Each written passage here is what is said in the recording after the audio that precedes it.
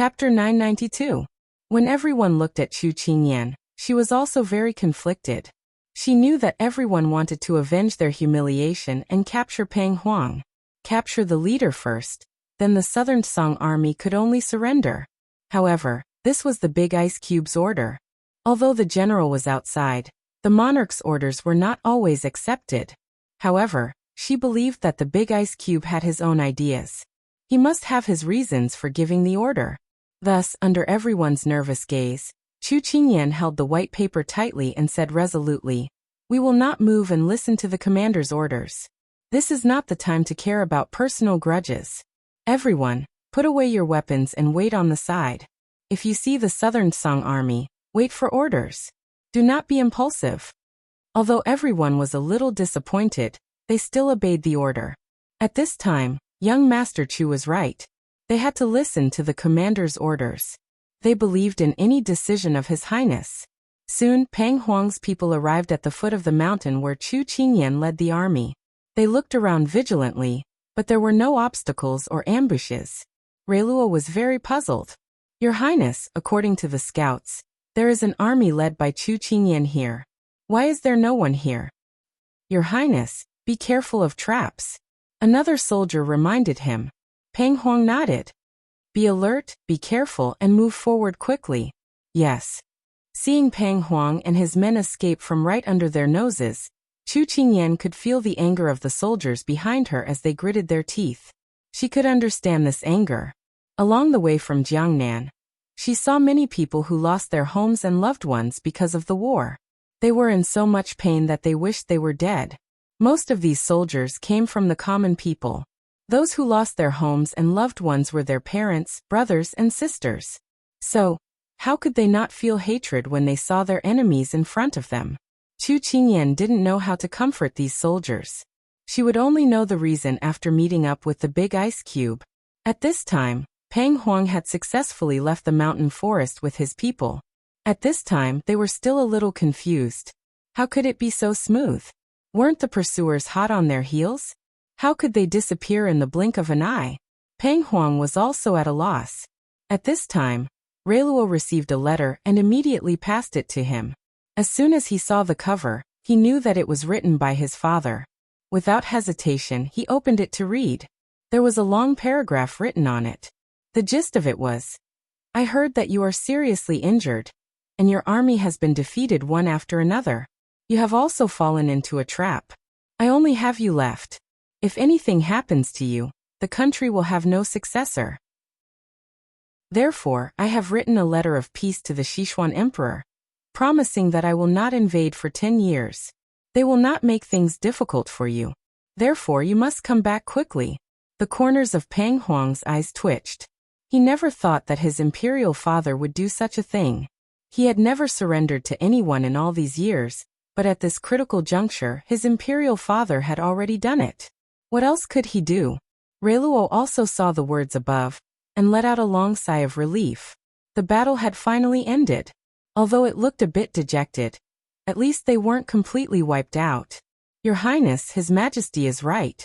Where there is life, there is hope. Right now, your health is the most important thing." Reiluo knew that his crown prince couldn't stand the taste of defeat, but the facts in front of him couldn't be changed. Pang Huang frowned. Just as he was about to say something, his chest stagnated, and he was in so much pain that he couldn't breathe.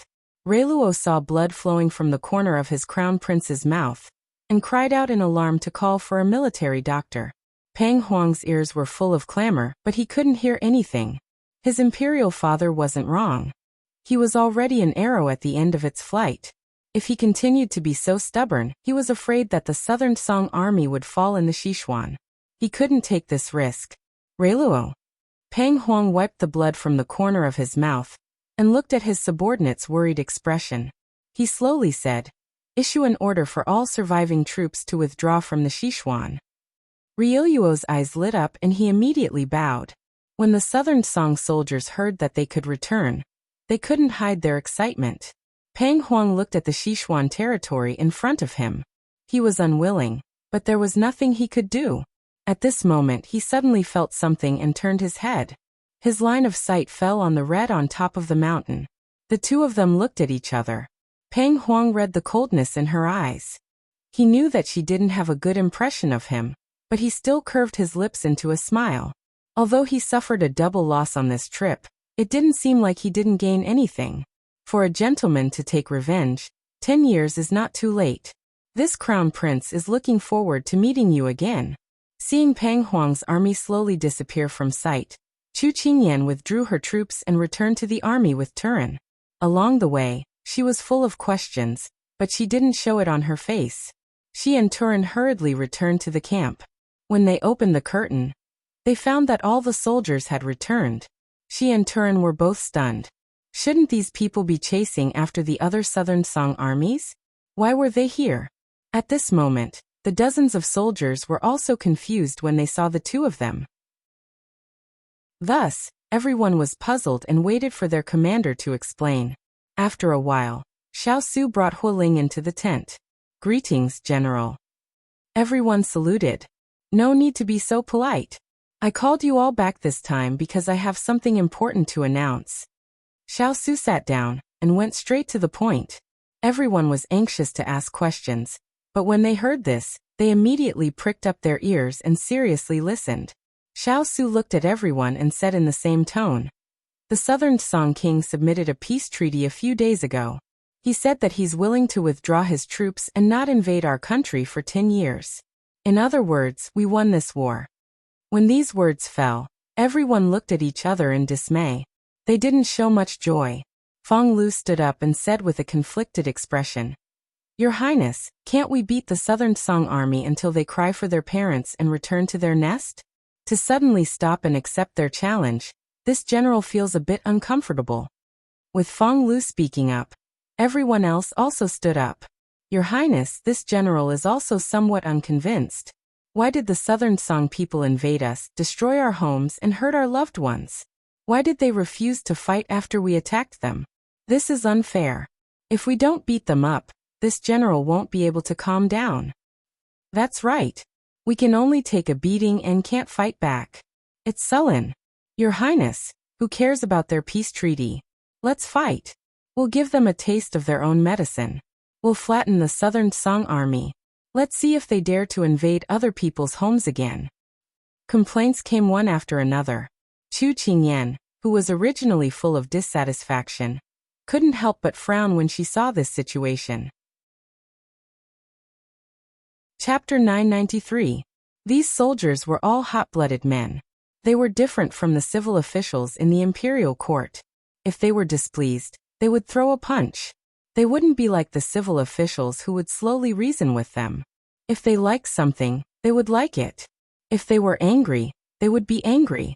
They would never hide their emotions. Just like this moment, everyone was very dissatisfied with this peace treaty. If it wasn't for Xiao Su, they would have already led their army to attack the Southern Blue Dragon. At first, Chu Qingyan couldn't understand why they didn't directly capture Peng Huang. Now that she heard the reason, she understood. However, she didn't have the same indignant emotions as these soldiers. Now that she saw the crowd's anger, she was a little worried about how the big ice cube would end this. After all, this was a decision made by the higher-ups. The people below could only obey. Even if it was the big ice cube, in the face of the emperor's orders, wouldn't it have to obey? The big ice cube sat quietly, waiting for everyone to vent their anger. Only then did he speak in a neither hurried nor slow manner. "This prince is clear about your emotions. However, you must first understand 3 things. First, when 2 armies fight, regardless of victory or defeat, there will be casualties. Second, we've already fought for nearly a year. The manpower and material losses are enormous. We must consider the problem of replenishing our reserves. Third, in this war we've won the Southern Blue Dragon. To a certain extent, we've avenged our people." These calm words calmly and unhurriedly listed the 3 matters in detail. Like a cool summer breeze, it blew away the impatience on everyone's body and calmed them down to listen to what he wanted to convey. "Your Highness' words are reasonable." Everyone agreed. Although they were still a little unwilling, they couldn't refute His Highness' words. Not only did they have to consider their personal feelings, they also had to consider the country's righteousness. Xiao Su's expression remained unchanged as he continued. This prince understands that it's hard to swallow the humiliation of being invaded for no reason, coming and going as you please. Therefore, this prince has already conveyed your intentions to His Majesty. If His Majesty chooses to reject this treaty of peace, then this prince will definitely bring you all back to the southern blue continent. These calm words gave off a powerful sense of defeat, and the last bit of unwillingness in the hearts of the soldiers was soothed. If they were to accept the peace negotiations just like that, it would be a waste of so many days of hard work. After Xiao Su calmed down everyone's emotions, his words instantly satisfied everyone.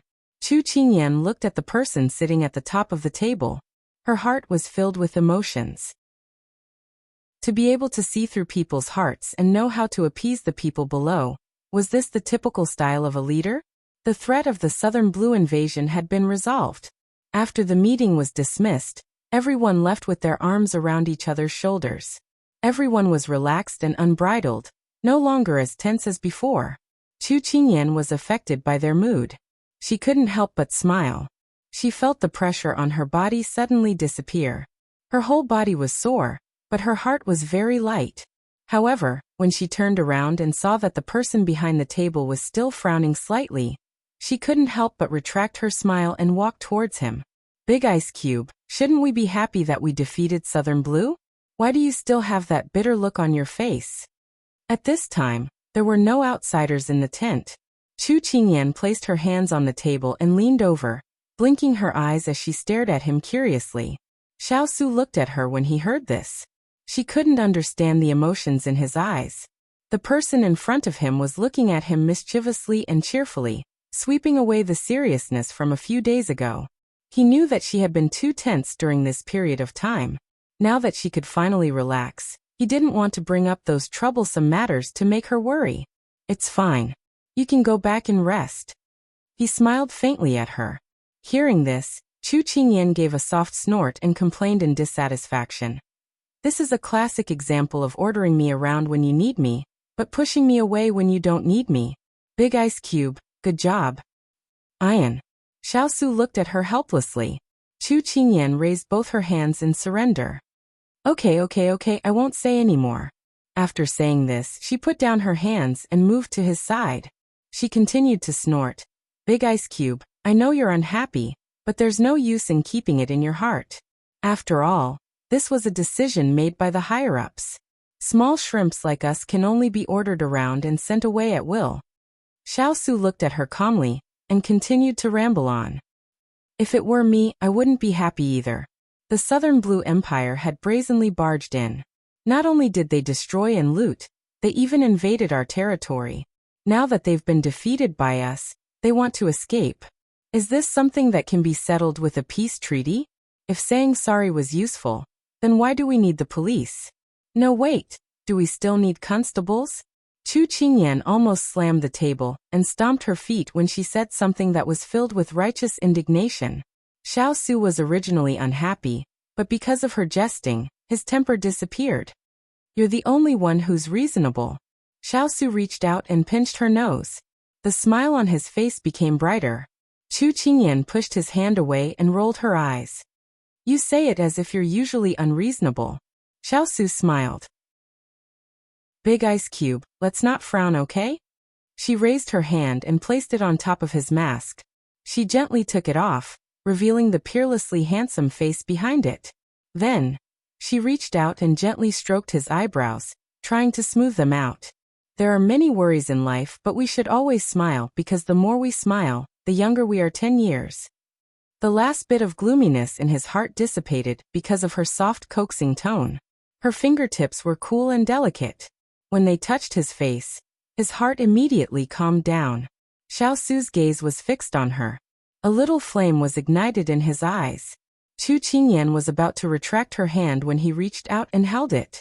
She looked at him, not knowing what was going on. However, when she met his pair of bright eyes, she had a bad premonition and immediately looked away. I suddenly remembered that I have something to do. I'll take my leave first. After she finished speaking, she wanted to run away. Unfortunately, before she could take a step, she was already carried up by her waist.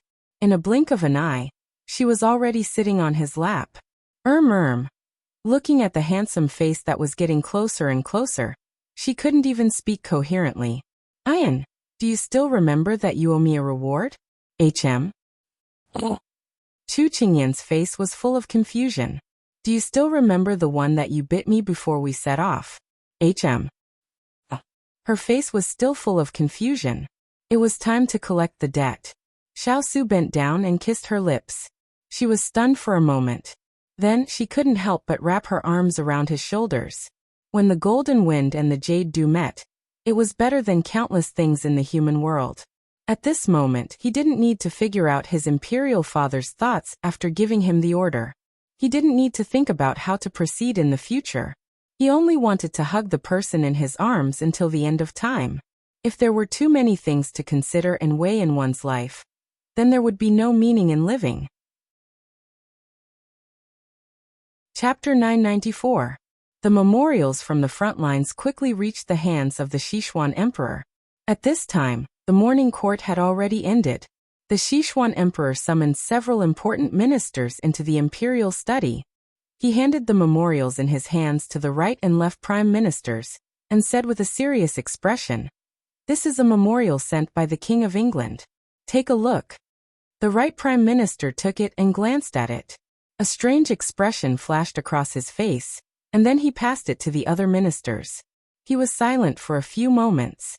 During this time, he secretly sized up the Sichuan emperor's expression, trying to find some clues from his expression. After the ministers finished reading, they couldn't help but look at each other, and then at the right and left prime ministers, wanting to see what they had to say. The Sichuan emperor sat on the dragon throne, and then swept his cold gaze across the crowd. "I didn't call you here to keep quiet. If you have any suggestions, speak." The right prime minister didn't dare to delay, and immediately said, "Your Majesty, His Royal Highness asked for a decree to attack the southern Song Kingdom. This is a good starting point, but this old minister believes that after a year of war, the people have no way to make a living. If we start another war, I'm afraid that the treasury will be empty, and the people will complain." After the right prime minister said this, the ministers in his faction all agreed. At this time, the left prime minister also stood up and refuted. Although the right prime minister's words are correct, everyone has to consider the current situation. Our army has the main advantage, and the southern Song Kingdom's army has been defeated like a landslide. If we can strike while the iron is hot, we can attack the southern Song Kingdom's nest, and show the world that we, the Sichuan Kingdom, are not easy to bully. After the left prime minister finished speaking, the ministers in his faction also stood up to support him. At this time, the right prime minister glanced at the Sichuan emperor, and saw that his expression became gloomy because of the left prime minister's words.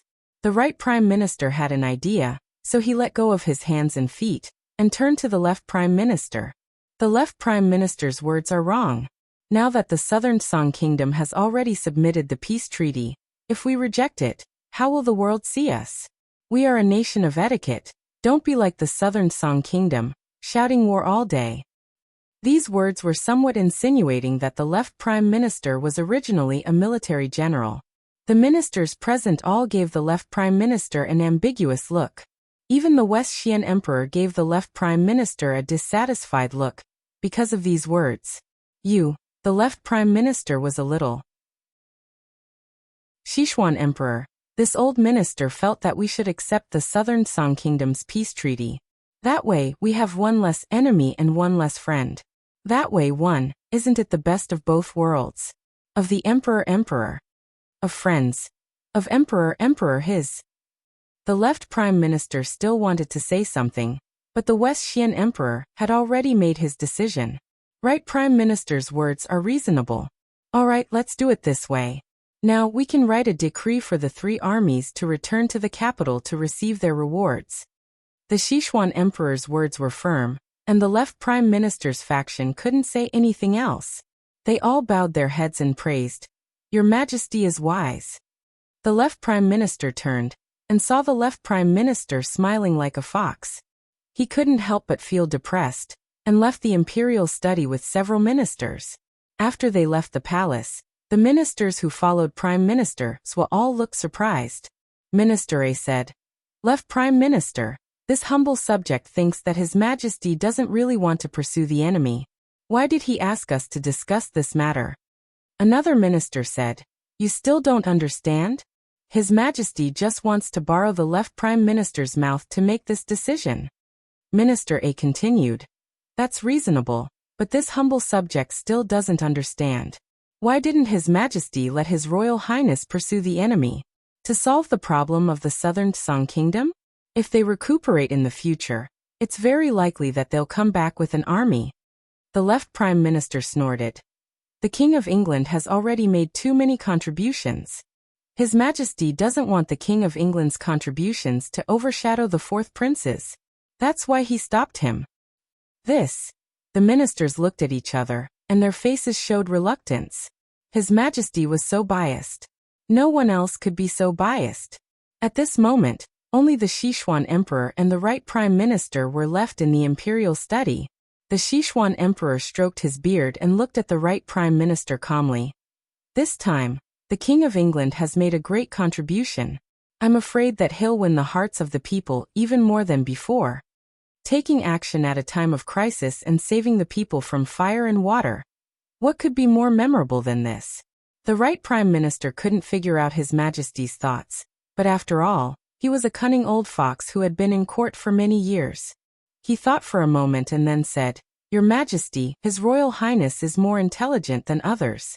He has led countless battles, and is indeed worthy of the title of God of War. This humble subject also admires him, but if you have something to say, just say it. There's only the two of us here.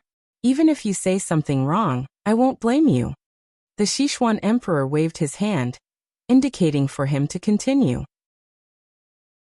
The right Prime Minister nodded and then continued. However, His Highness is only in his early 20s. It's inevitable that he'll have a high temperament. If he enjoys too much glory too early, I'm afraid that he won't be able to control himself. The Sichuan Emperor narrowed his eyes, which contained a bit of depth. Continue. The right Prime Minister continued. Back then, Your Majesty took back His Royal Highness's command tally for the same reason. You were worried that he'd be too arrogant with his troops. Now that the same situation has happened again, His Highness is warlike. If we allow him to lead troops to southern Song, it'll be hard to avoid the same worries as before. A cold light flashed across the Sichuan Emperor's eyes. My beloved minister is right. That's why we should accept southern Song's peace negotiations this time to avoid new problems. The right Prime Minister was secretly delighted. It seemed that His Majesty's grudge against the King of England was still as deep as before. If that's the case, His Majesty didn't change his opinion of the King of England after he won the war. Instead, His Majesty feared him even more. This discovery finally allowed him to relax. I understand. There's nothing else here. You may leave. The Sichuan Emperor's expression was indifferent as he waved his hand to dismiss him. The right Prime Minister had already gotten what he wanted. He immediately bowed and took his leave. After the right Prime Minister left, the Sichuan Emperor sat alone in the imperial study for a while. No one knew what he was thinking. The people around him all held their breaths and didn't dare to disturb him. Suddenly, the Sichuan Emperor spoke. Xiao, this time, the King of England has made such a great contribution. What reward do you think I should give him? Xiao was a little nervous when he was called out. He glanced at the Sichuan Emperor and hesitated before saying, This old servant thinks that His Royal Highness doesn't lack anything. This old servant doesn't know what to reward him with. Xiao's words made the Sichuan Emperor glare at him unhappily. You've become more and more tactful. Xiao immediately bowed. Thank you for your praise, Your Majesty. The Sichuan Emperor snorted coldly and then said, He has stayed in Lianqing for so many years. It's time for him to come back. Xiao lowered his head even more when he heard this. Did His Majesty think that it would be easier to keep the King of England under his nose? Chapter 995. The Southern Song Army was retreating from Sichuan territory at an extremely fast speed. The Sichuan army looked at the situation and was very anxious. They were afraid that the Southern Song Army would retreat soon. Just as everyone was waiting for a reply from the capital, They received an imperial edict to return to the capital. The edict probably said that they had worked hard for the people and the country and had made great contributions. Now that the enemy had been defeated, their contributions could not go unnoticed. Quickly return to the capital to receive your rewards, blah blah blah blah. Although everyone was regretful that they could not continue attacking the southern Song kingdom, the Sichuan emperor's imperial edict gave them supreme glory. Immediately, their thoughts of continuing the attack faded. Most soldiers went to the battlefield to protect the country. In the end, wasn't it to be promoted to an official? Xiao saw the joy on everyone's faces and tightened his grip on the imperial edict. At this time, the eunuch in charge of announcing the edict handed over a letter to him, saying that it was personally written by His Majesty. Xiao accepted it and had someone lead the eunuch away to rest. After the officers and soldiers left, Xiao walked back to the main seat. He was silent and deep in thought. When the edict was being announced, Chu Qingyan had already noticed the strange expression on Big Ice Cube's face. Since there were no outsiders in the main tent, she slowly walked in front of him. Her gaze fell on the bright yellow imperial edict, and suddenly felt that it was somewhat dazzling. Big Ice Cube, this was clearly a perfect opportunity for us to defeat the Southern Song army. Why did His Majesty choose to give up on the peace talks? Chu Qingyan couldn't understand. Xiao shifted his gaze to look at her. She couldn't understand the depth of his eyes. Perhaps he felt that if we continued, it would be a waste of manpower and resources. It would be better to stop here. Chu Qingyan's face was filled with suspicion. According to her previous understanding of the Sichuan emperor, she didn't believe that he was someone who would stop while he was ahead. With his personality, he should have dealt a heavy blow to the Southern Song kingdom and taken the opportunity to keep them in his pocket. She wanted to continue asking, but she could clearly feel that Big Ice Cube didn't want to continue this topic. Thus, she cleverly stopped the topic and didn't pursue it. There must be a reason why the Ice Cube didn't say anything. She thought of something and asked curiously, "Big Ice Cube, what was written in the letter that the eunuch gave you?" Hearing this, Xiao passed the letter on the table to her. Chu Qingyan took it, opened it, and slowly frowned. She looked up with some displeasure.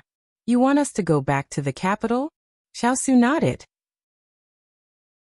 He knew that the little girl had some bad memories in the capital, and was subconsciously repulsed by the capital. "Father said in the letter that he wants us to return to receive our reward," he explained. She had already seen what was written on it. At this moment, she pursed her lips. "Big Ice Cube, is it really a simple reward? I feel a little uneasy." Xiao was silent for a while before reaching out to her. Chu Qingyan understood and reached out to put her hand in his palm. Then, she felt a force pulling her forward, around the table, and in front of him. Xiao held her hand with one hand and stroked her head with the other. "Are you afraid that someone in the capital will harm you?" He thought of how she had been poisoned by food when she first entered the prince's residence, and then got injured. Although she was of marriageable age now, it was still something that happened when she was 10 years old. He was worried that it would leave a shadow in her heart. Chu Qingyan couldn't help but laugh. "Please, how can I be so weak? I just don't have a good impression of the capital. I haven't been back for so many years, and I don't even know what it has become. And compared to the capital, I prefer a place far away from the emperor's feet. There are no restrictions, no vicious schemes, and I can live freely." Actually, if there really was a shadow in her heart, it would be when Big Ice Cube was wrongly imprisoned. Schemes hurt people imperceptibly. She was more worried for Big Ice Cube. Would history repeat itself? She didn't want Big Ice Cube to suffer such an undeserved calamity. The person in front of him smiled with her mouth closed, her eyes shining with longing and laughter. The string in Xiao heart was gently plucked. He lowered his eyes in thought for a moment, then looked up with determination. "If you don't want to go back, then we won't go back. I'll write a memorial later, and ask Imperial Father to allow us to return to Lian City. I think he will agree." Back then, Imperial Father had spent a lot of effort to get him away from the capital. He had always followed Imperial Father's wishes, so he probably wouldn't stop him. Chu Qingyan's face lit up when she heard this, and she nodded happily. It would be best if they didn't have to go back to that damned place. She was too happy and jumped into his arms, fiercely hugging him. I knew you were the best to me. Muada. She heavily kissed him on the cheek. At this moment, Fong Lu, who was looking for his master, lifted the curtains and walked in. Coincidentally, he saw Chu Qingyan hugging his master. His eyes widened, and his eyeballs almost fell out of their sockets. This. In broad daylight, wasn't little brother Chu too bold? He actually dared to take liberties with master in front of everyone? And master seemed to be enjoying it? What the hell? Who could give him an explanation? That's not right. Why was master staring at him? He swallowed a mouthful of saliva and immediately took a step back. He closed the curtain and looked around to make sure there was no one around before stiffly walking away. Chu Qingyan turned around at this time to look at the motionless curtain. She was a bit confused. I seem to have heard someone come in just now. Did I hear wrong? Xiao Su lied through his teeth. It was probably the wind. Chu Qingyan blinked and threw this matter to the back of her mind. Fong Lu did not forget what he had seen and heard today, but his heart became even more confused and worried. A dignified war god had become a homosexual just like that? His Highness was a heroic general that he had worshipped since he could remember, so how could he like little brother Chu? They were both men. At this time, Hualing was holding a piece of grass in his mouth as he and Turin slowly walked past him. Fong Lu immediately called out to the two of them. Hualing and Turin saw his constipated appearance and couldn't help raising their brows as they looked at each other. General Fong, what's wrong? Fong Lu did not know how to tell the two of them about what he had seen today, so he tactfully asked, what do you think about the relationship between His Highness and little brother Chu? Good, very good, very good. Hualing replied without even thinking, and his reply was crisp and clear. Fong Lu rubbed his nose. What does it mean that their relationship is very good? Don't you think it's strange? At this time, Turin replied, if master and young master's relationship isn't good, then that would be strange. The two of them did not know what Fong Lu was doing. They only felt that after they replied, Fong Lu's expression became even more constipated. Fong Lu was confused. If even Hualing and Turin were used to it, then His Highness and little brother Chu's relationship was very pure. Was he thinking the wrong way? Could it be that he had seen wrong today? Perhaps little brother Chu didn't walk properly and fell onto His Highness? Therefore, an unresolved question was left in Fong Lu's heart. Chapter 996. A few days later, the Sichuan Emperor received a letter of resignation from Xiao Su. It was written that he wanted to hand over his military power and return to Lianqing. If he went to the capital to receive a reward, the return trip would delay the mining of Fuli Mountain. The Sichuan Emperor had been thinking about how to make him hand over his military power willingly when he returned to the capital without being criticized by the civil and military officials. He didn't expect that he would take the initiative to hand over his military power. This made the Sichuan Emperor surprised and suspicious. What was Xiao Su planning? Was he really willing to hand over his military power? Or did he have other intentions? At this time, Eunuch Xiao stood on the side and said with a smile, Your Majesty, His Highness has given up the opportunity to return to the capital. Perhaps His Highness is more willing to be an idle wild crane.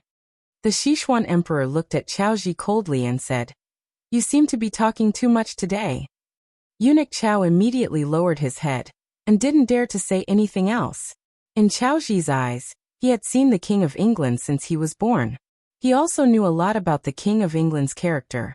He felt that in addition to his outstanding talent and ability, His Highness also had a kind heart, which was rare in the palace. He hoped that His Royal Highness, who made people feel pity for him, would stay away from the palace and live a peaceful life. He didn't want to be entangled in this whirlpool.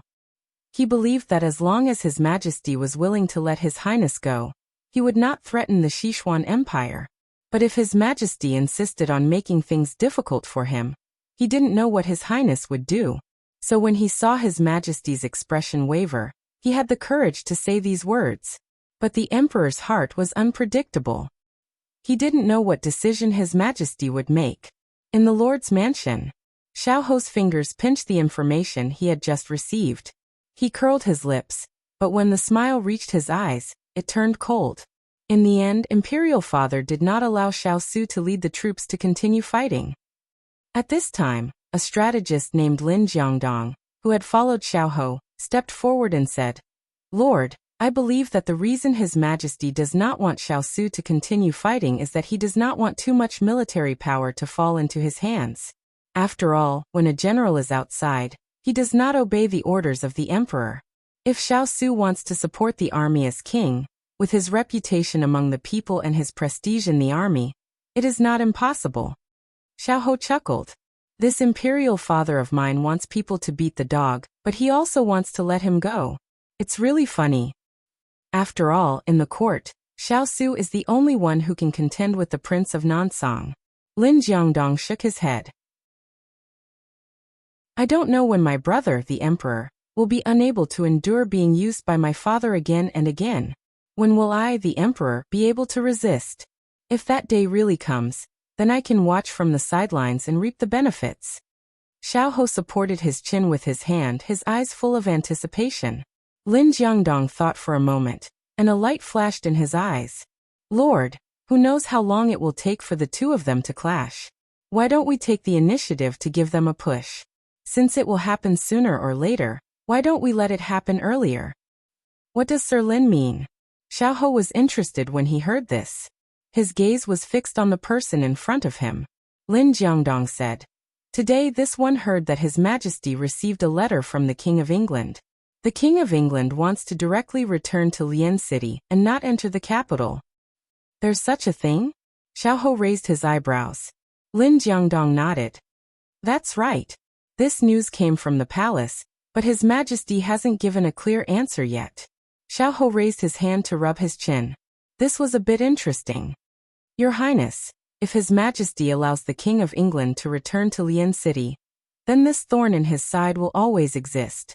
Therefore, this one wants to use this opportunity to get rid of this thorn in advance," Lin Jiangdong said. "What is Sir Lin's opinion?" Xiao Ho looked at him. Lin Jiangdong chuckled. "Since the King of England doesn't want to enter the capital, then we'll let him enter the capital. Moreover, we can use this opportunity to increase His Majesty's guard against the King of England.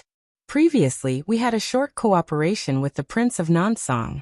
Although he doesn't know our identity, we can still cooperate with him this time, and use him to plant a seed of doubt in His Majesty's heart.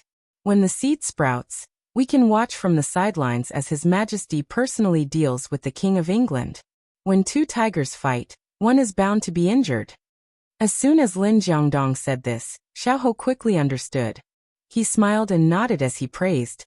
"As expected of the strategist I've carefully selected, you really live up to your reputation as the smartest person in Huan City." Lin Jiangdong said modestly, "The Lord is the one who's wise and far-sighted. In front of you, this one is just waving a broadsword in front of Master Guan, and making a fool of myself." Xiao Ho raised his hand. "There's no need to be modest." He paused for a moment, then continued, "Later, I'll write a letter and have it delivered to the Prince of Nansong. I think he would also like to see my eldest brother suffer." Lin Jiangdong bowed. "The Lord is right.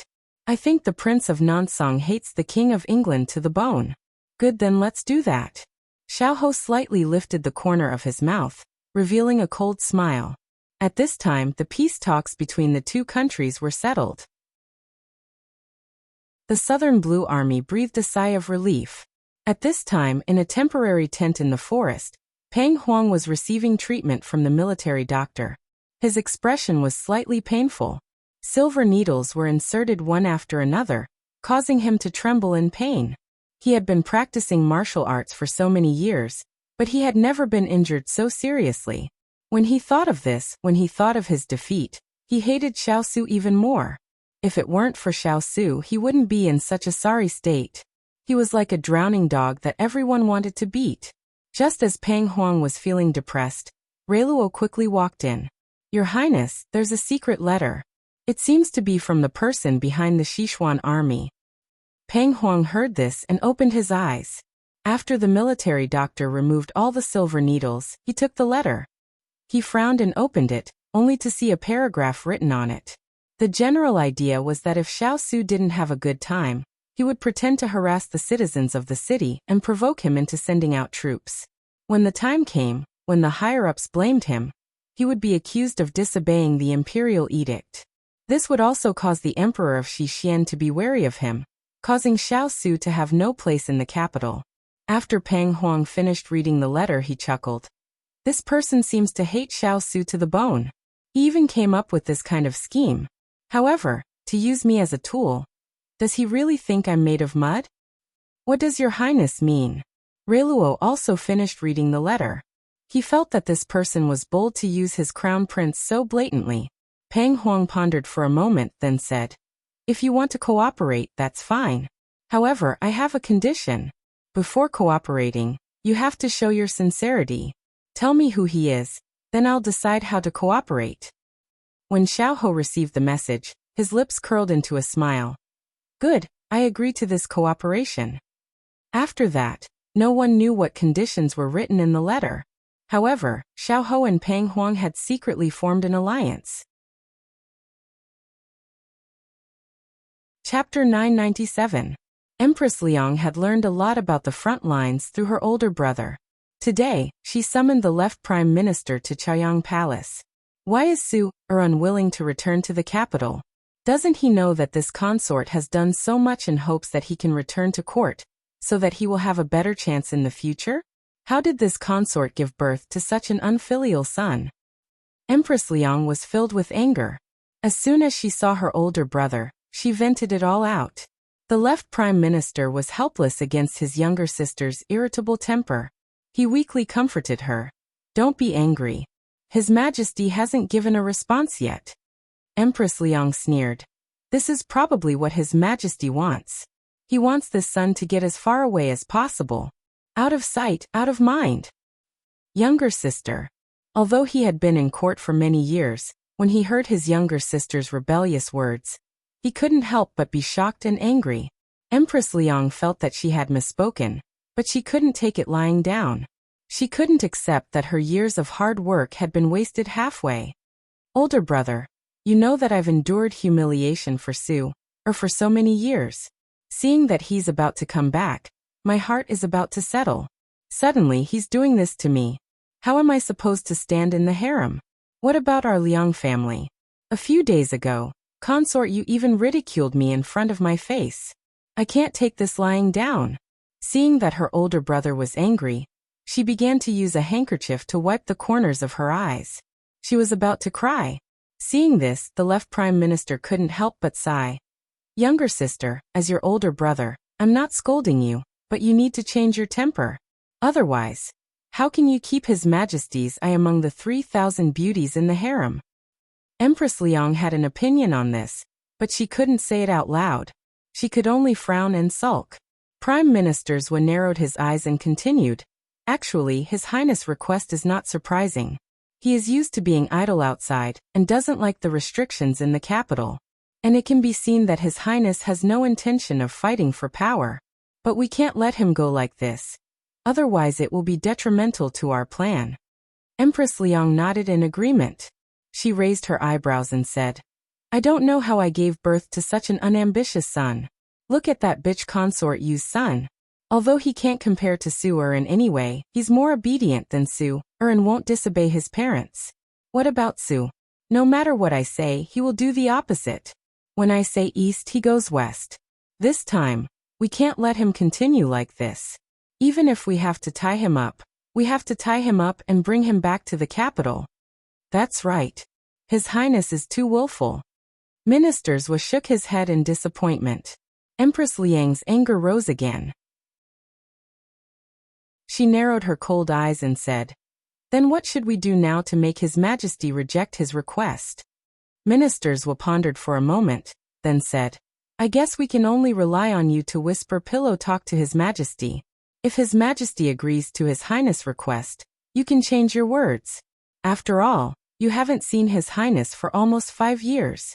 You can use the reason of missing him to ask His Highness to come back. As long as he comes back, whether he stays or leaves is unknown. We can make arrangements. Empress Liang understood tacitly. I understand. Empress Liang twirled the teacup in her hand. Her eyes shone with a faint light. This time, she will not let Consort you be complacent. Because the Southern Song army had not completely retreated from Sichuan territory, Xiao Su led the three armies to the border. On one hand, they were waiting for the Southern Song army to leave, and on the other hand, they were reorganizing the border defense. Xiao Su said to the soldiers in front of him, "We have already found out that there is a spy in the army. It was he who revealed the deployment of the army to the Southern Song army, which led to the successive defeats. In the next few days, this prince will lead you to reorganize the defense." Yes. After everyone left, Hualing suddenly ran in anxiously. "Master, the spy took advantage of the fact that the guards weren't paying attention and killed himself." Xiao Su frowned. "What happened?" "A while ago, Lu Guang was in charge of interrogating this person. However, this person's mouth was very tight. No matter how hard we tried, we couldn't pry it open. So we left him hanging for 2 days. However, when we went to check on him today, he bit his tongue and killed himself." Hualing immediately reported. At the side, Chu Qingyan frowned. "The only clue we had was also cut off. How are we going to find out who the mastermind is in the future?" Xiao Su's face darkened. After a moment of silence, he said to Hualing, "Have Hualing investigate Wu Qing's family background. See if you can find any clues." "Okay." Hualing nodded. Xiao Su tapped his fingers on the table. This feeling of being plotted against several times without even knowing who the opponent was really uncomfortable. Who knew what this mastermind would do in the future? Chu Qingyan stood beside him and felt his emotions. She couldn't help but say, "Big ice block, it's okay. We've already successfully broken his scheme, so he can't get away with it. As long as he appears in the future, we'll deal with him accordingly. For now, there's no need to worry too much." Xiao Su turned to look at her. Under her gentle gaze, he nodded lightly. "Let's worry about future matters later. Right now, we have to deal with the most important matters first." Therefore, in the next few days, Xiao Su was very busy. It could be said that he was nowhere to be seen. Considering that Chu Qingyan had just recovered from her injuries, Xiao Su didn't let her interfere in any of the matters. Therefore, Chu Qingyan basically couldn't find him. On this day, Chu Qingyan went to the main tent again but failed. She learned that Big Ice Block had gone to patrol the border. Therefore, she was so bored that she didn't inform anyone. She brought glutinous rice ball and the others and slowly walked towards Big Ice Block's location. Along the way, she played with the few of them as she walked slowly. Because she came out casually, she didn't ride a horse and walked a little slowly. After more than 2 hours, she passed through a large grassland and was about to climb up a small hill. Once she passed this hill and walked for another 2 hours, she would be able to find Big Ice Block. Just as she was playing with the few of them with green foxtails and was about to climb up the hill, she suddenly heard a vigorous and heavily accented voice. "How are the preparations?" As soon as these words were spoken, Chu Qingyan immediately lay down.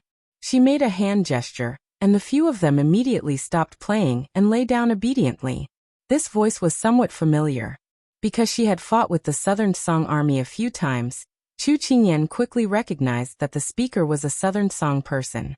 There was a problem with a Southern Song person appearing at the border. Chu Qingyan immediately became vigilant.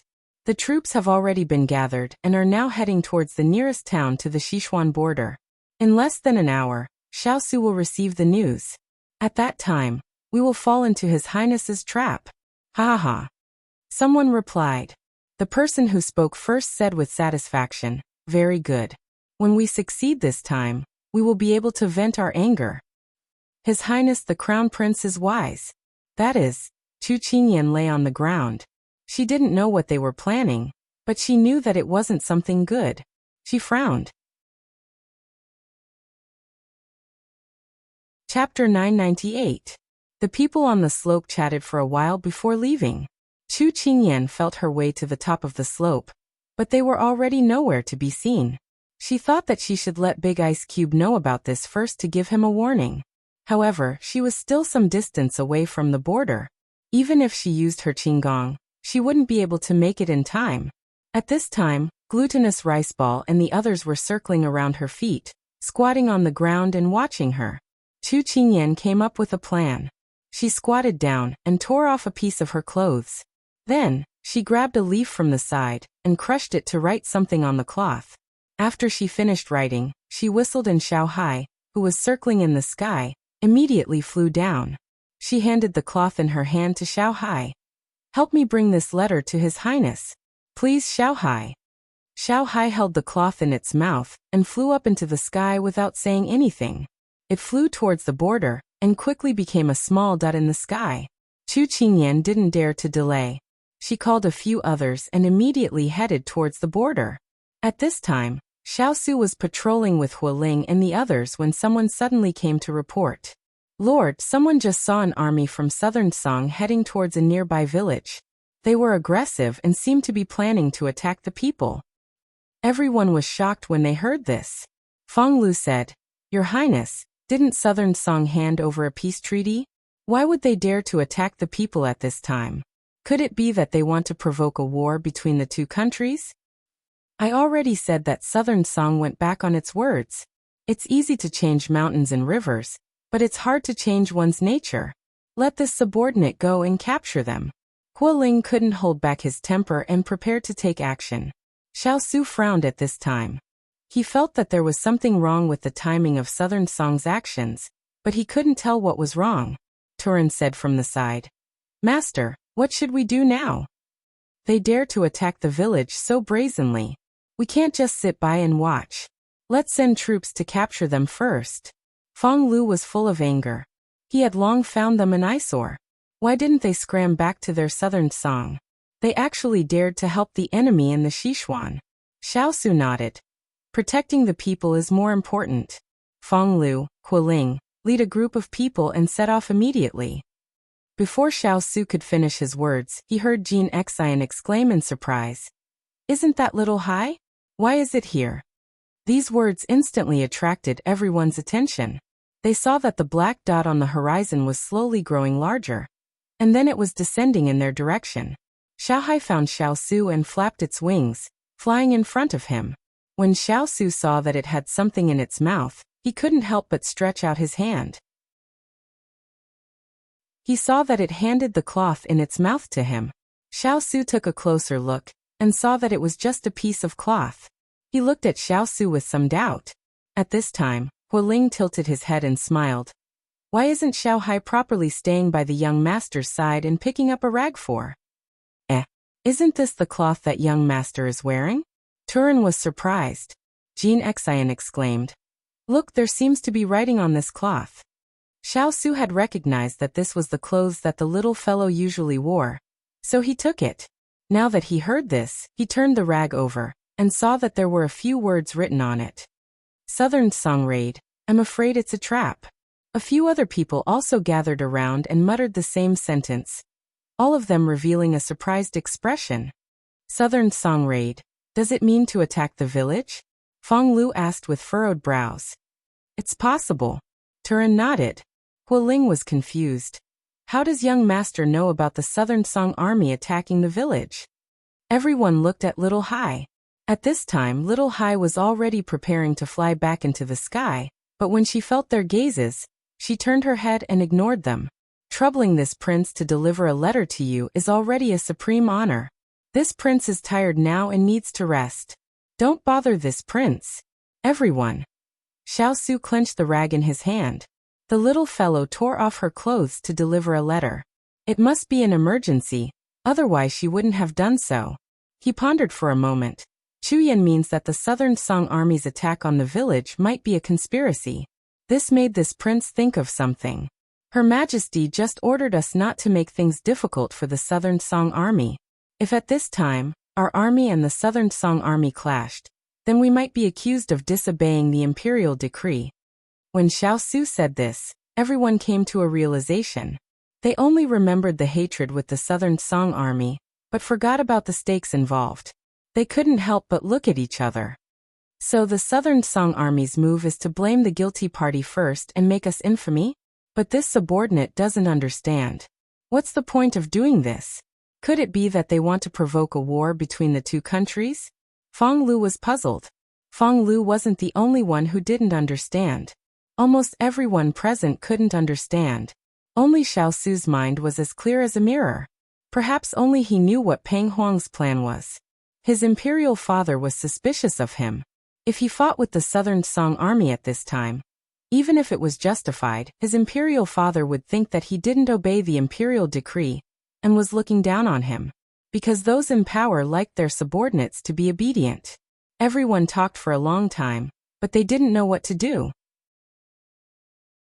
If they were to interfere with the Southern Song army's attack, they were afraid that their superiors wouldn't understand the situation and would blame them. If they were to ignore it, they couldn't just stand by and watch the people suffer. They were in a dilemma. Master, what should we do now? Hualing scratched his head and asked. Xiao Su looked at them and his eyes lit up.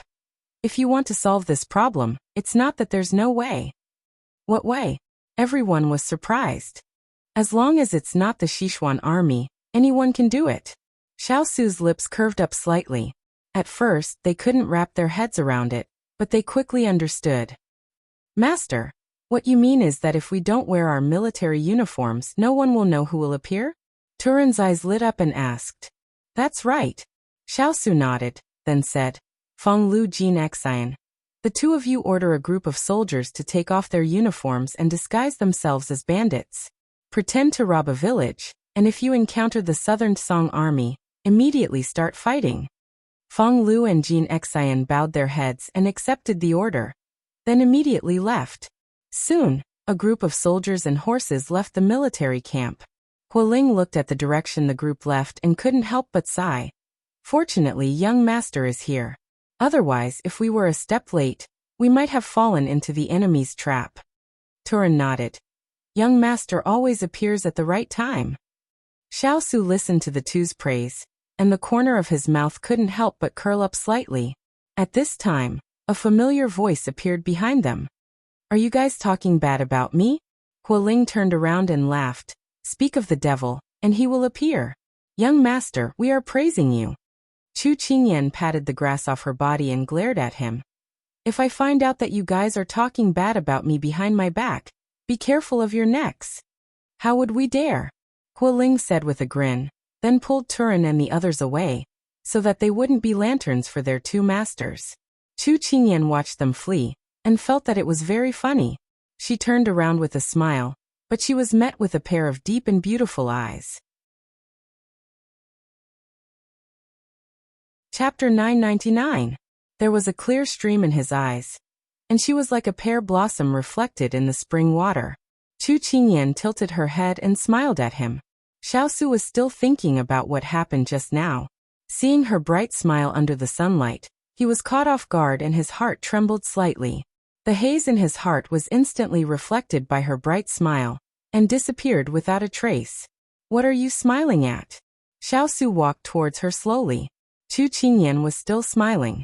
I feel that you've become more beautiful after not seeing you for a few days. Glib tongue. He stood in front of her and shook his head with a smile. I'm only glib to you, so you should feel honored. Chu Qingyan snorted softly. Xiao Su raised his hand and patted her head, as if he couldn't bear to punish her. Chu Qingyan rubbed her head and glared at him a few times before getting to the point. I've already asked Xiao Hai to send a letter over. You should have received it, right? I've asked Jin Xian to take off his military uniform and go save the village. No one will know that it's our people. Xiao Su walked forward slowly, and Chu Qingyan followed behind him. I knew that you would understand what I meant when you saw those words. She pursed her lips and smiled.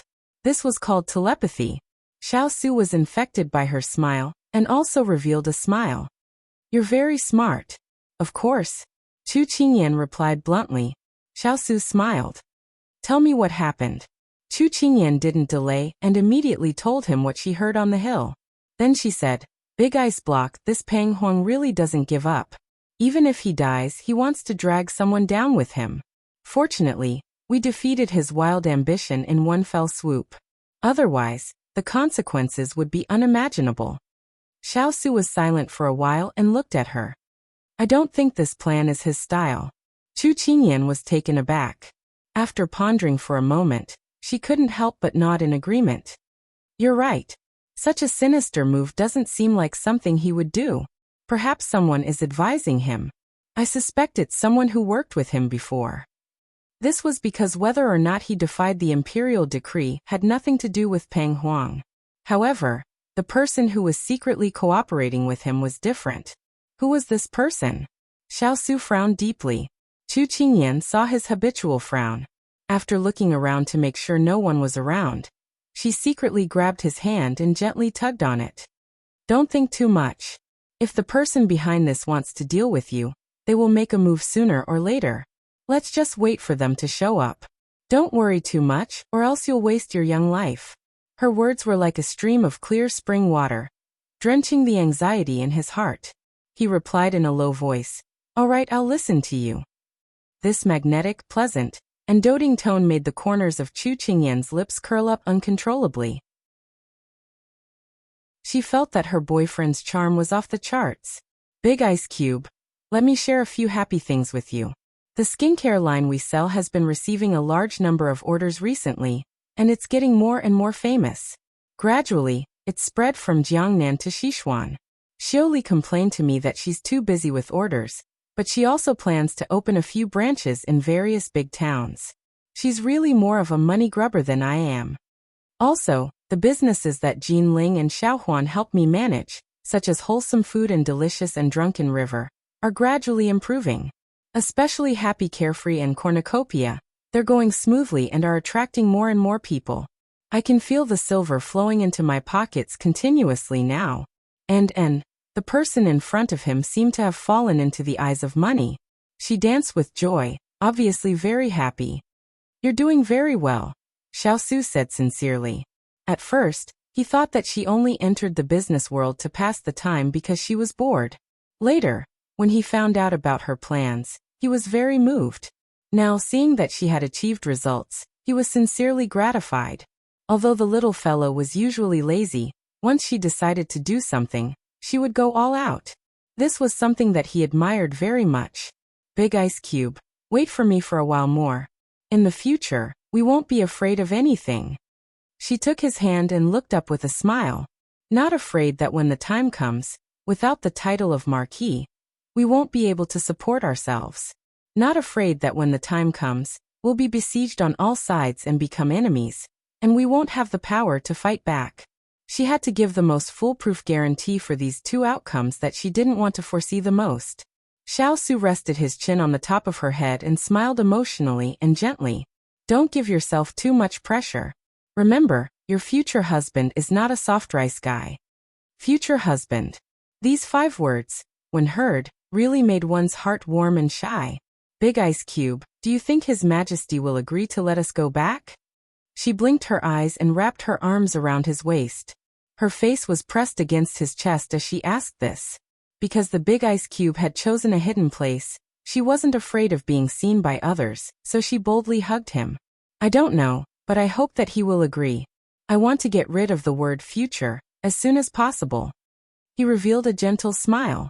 The person in his arms had already grown up, so he didn't want to drag it out any longer. Annoying. Hearing his words, Chu Qingyan's cheeks released a hot mist and she couldn't help but lightly hit him. You don't want to marry me? Xiao lowered his head to look at her. I don't. She immediately denied it, but when she came back to her senses, she realized that she had been tricked by him. She angrily looked at him. Xiao hugged her and laughed. This boyfriend's charm was off the charts. When the soldiers not far away heard this laughter, they were shocked. This was the first time they had heard His Highness laugh like this. How strange. Chu Qingyan leaned against his chest and couldn't help but laugh. Not long after, the news of the plan's failure reached Xiao's ears. My eldest brother's luck is really good. When the Southern Song army arrived, a group of bandits entered the village and helped him block the disaster. Xiao said with a hint of ridicule in his eyes. Lin Jiangdong stood to the side with a gloomy expression. I didn't think that the King of England would actually escape this disaster. Then, Your Highness, do we still need to carry out this plan again? Xiao shook his head. No need. Why? This is a great opportunity. Lin Jiangdong didn't understand. Can't you see that these bandits were arranged by Xiao? Otherwise, why can't our people find out the origin of these bandits? Xiao Ho's face was smiling, but there was no trace of a smile in his eyes. Lin Jiangdong felt that it was inconceivable. The King of England is really as smart as the rumors say. Then, wouldn't our plan to lure him to the capital be put on hold? That's not the case. Xiao Ho chuckled. What does the Lord mean? Lin Jiangdong asked. Today news came from the palace. Empress Liang made a confession in front of my imperial father, saying that she missed my eldest brother. My imperial father remembered her longing for her son. So he sent a letter to my eldest brother to return to the capital after organizing the army. Man proposes, God disposes. Xiao Ho sighed, but his eyes were filled with interest. Lin Jiangdong smiled. It seems that the Empress has helped us a lot. Xiao Ho rubbed his chin, his eyes sharp. Then let's wait for our eldest brother to return to the capital in glory. Chapter 1000. On a calm afternoon, Xiao Su received a letter from the capital. That afternoon he did not leave the tent. Chu Qingyan stood under a tree outside the tent. She looked at the tightly shut tent, and stood there for a very long time, until Jin Xian appeared behind her. Mistress. When there were outsiders he called her young master. When there were no outsiders, he still called her mistress. Jin Xian, have you ever wanted to do something in your life? Chu Qingyan asked calmly with her back to him. Jin Xian thought carefully before answering. This subordinate has memories in my head. It's just these 5 years. A lifetime is too long, so I can't plan it too early. But in this subordinate's heart, what I have always wanted to do is to protect mistress and not let you come to any harm. Chu Qingyan was a little touched. She smiled gently and said, Trust me. A person's life is neither long nor short. You don't have to treat protecting me as a mission. You are already in the military, and you have your own world to explore. In the future, you will have more things that you want to do and people that you want to protect. Jin Xian looked at her back and didn't reply. Although he felt that what his master usually said was reasonable, he didn't want to obey at this time. Perhaps in the future, there would be more things he wanted to do, people he wanted to protect, but he would never forget the first and most important thing he wanted to do since he could remember. But he did not need to say it to his master. Actions were more important than words. Chu Qingyan did not hear the sound behind her, but she did not care. She looked in the direction of Jiangnan. Her gaze was faint, and some indiscernible emotions were surging in her eyes. The scorching summer sun was very glaring. At this moment, she was a little dazed. If before doing what she wanted to do, she had to go through some trials and tribulations before she could do as she wished, then she would cut through these obstacles with a swift knife and remove them. Her gaze became resolute. She resolutely retracted her gaze. Then she turned around and patted Jin Xian's shoulder. Go to your work. Then she strode towards Big Ice's tent. Jinxin looked at her back with slight surprise. Although it was the same back view, he could feel that the master at this time was less hesitant than before, and more determined and calm. He couldn't help but smile. Master, no matter what decision you make, this subordinate swears to follow you to death. When Chu Qingyan opened the curtains, the smell of alcohol assaulted her nostrils. She frowned. Big Ice Cube was a self-disciplined person. Even if the soldiers were drinking and celebrating in the camp, he wouldn't touch a single drop of alcohol in order to maintain enough sobriety. However, he was drinking now. Was his mood at the bottom of the valley? A hint of heartache flashed through her eyes. Her footsteps paused for a moment before she continued to walk forward. On the desk, all the official documents and letters were pushed to the side. A wine pot and a bowl were placed on the table. He leaned back in his chair with his elbow on the armrest, and his palm on his forehead. There was an indescribable sadness on his face. Chu Qingyan was stunned. She didn't know what she had kicked, but it made a sound. The person behind the desk spoke softly. His voice seemed to come from the horizon. Who is it? This ethereal voice didn't have the usual mellow and deep voice. It was just as light as the wind without any power. She didn't know why, but it felt like there was a gust of wind knocking against her heart. There was no echo, only the sound of the wind whistling. It was empty and a bit painful. Perhaps it was because he didn't hear the other side's response. Xiao Su pressed his forehead, and then looked up. He saw the person standing in front of him with wet eyes. Xiao was stunned. Perhaps it was because he didn't expect her to appear here at this time. Chu Qingyan walked over and picked up the wine pot on the table. She weighed it in her hand. It was already empty. The remaining smell of alcohol was strong, and it made her feel a bit dizzy. She blinked away the mist in her eyes and let it evaporate. Then she grabbed the wine pot and turned around. She complained. So you were hiding here and secretly drinking by yourself. You didn't even call me for such a good thing. You even said that we should share blessings and hardships together. Did you just treat it as wind that fell on deaf ears? Her dissatisfied tone and her widened eyes made Xiao think that the tears that appeared in her eyes just now were just an illusion. Xiao smiled bitterly and helplessly. How is drinking a good thing? I'll take you to drink something else next time. If it's not a good thing, you're still drinking by yourself? Chu Qingyan played with the wine pot in her hand. Xiao looked at her naive and innocent appearance. His lips curved, but he felt a bitter taste in his mouth. Suddenly, he felt an indescribable tiredness. Chu Qingyan turned around and saw that his expression wasn't right. Her eyes focused and she couldn't help but put down the wine pot. She walked behind him and reached out to press a few acupuncture points on his head. Then she skillfully helped him massage them.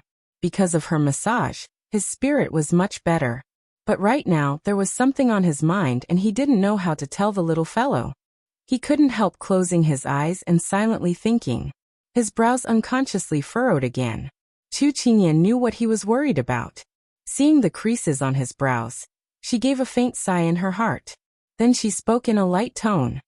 Big Ice Cube, when are we going back to the capital? When these words fell, Xiao opened his eyes in a daze and looked at her. His voice was a little surprised. You know? Chu Qingyan saw that he was so shocked and pursed her lips. Then she smiled and winked at the pile of documents on the table. Here, you didn't even put them away. I saw them when I came in.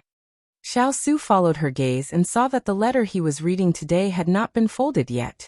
It was just spread out on the table, so it was no wonder that she knew. He rubbed his forehead. He had been thinking about how to tell her earlier, but now he didn't need to think about how to say it. Imperial Father said that Imperial Mother misses us very much and wants us to go back first. We'll talk about the rest later. He didn't hide it and directly said it. Chu Qingyan silently cursed in her heart. She probably missed the Big Ice Cube. This thorny daughter-in-law of hers wanted nothing more than to see the Big Ice Cube. Big Ice Cube, the monarch's orders can't be disobeyed. Let's go back, she said in a relaxed tone. Xiao raised his brows at her. Haven't you always wanted to go back to Jiangnan? He thought that she would be sad for a while. Am I someone who doesn't understand the big picture in your eyes? She snorted and asked in return. Our family's Ian has always understood the big picture. I'm just afraid that you'll be unhappy and feel wronged. Xiao reached out to caress her cheek as he said this in a tender voice. If I make things difficult for you because of me, then I'm really useless. She tilted her head towards his palm and smiled. Actually, I know that you're feeling very sad. You don't want to turn your back on me and want to take me back. But if you're stuck between the monarch's orders and me, then I'd rather you not have me as an option. Even if I have to cut off my wings, I want you to be free of worries. Ian. Xiaosu's eyes were moved. Thank you for your understanding and companionship along the way. Chapter 1001. Big Ice Cube, don't secretly drink alone in the future. Wine is to liven things up, not to drown your sorrows. She solemnly instructed. Xiao stroked her head and nodded with a smile.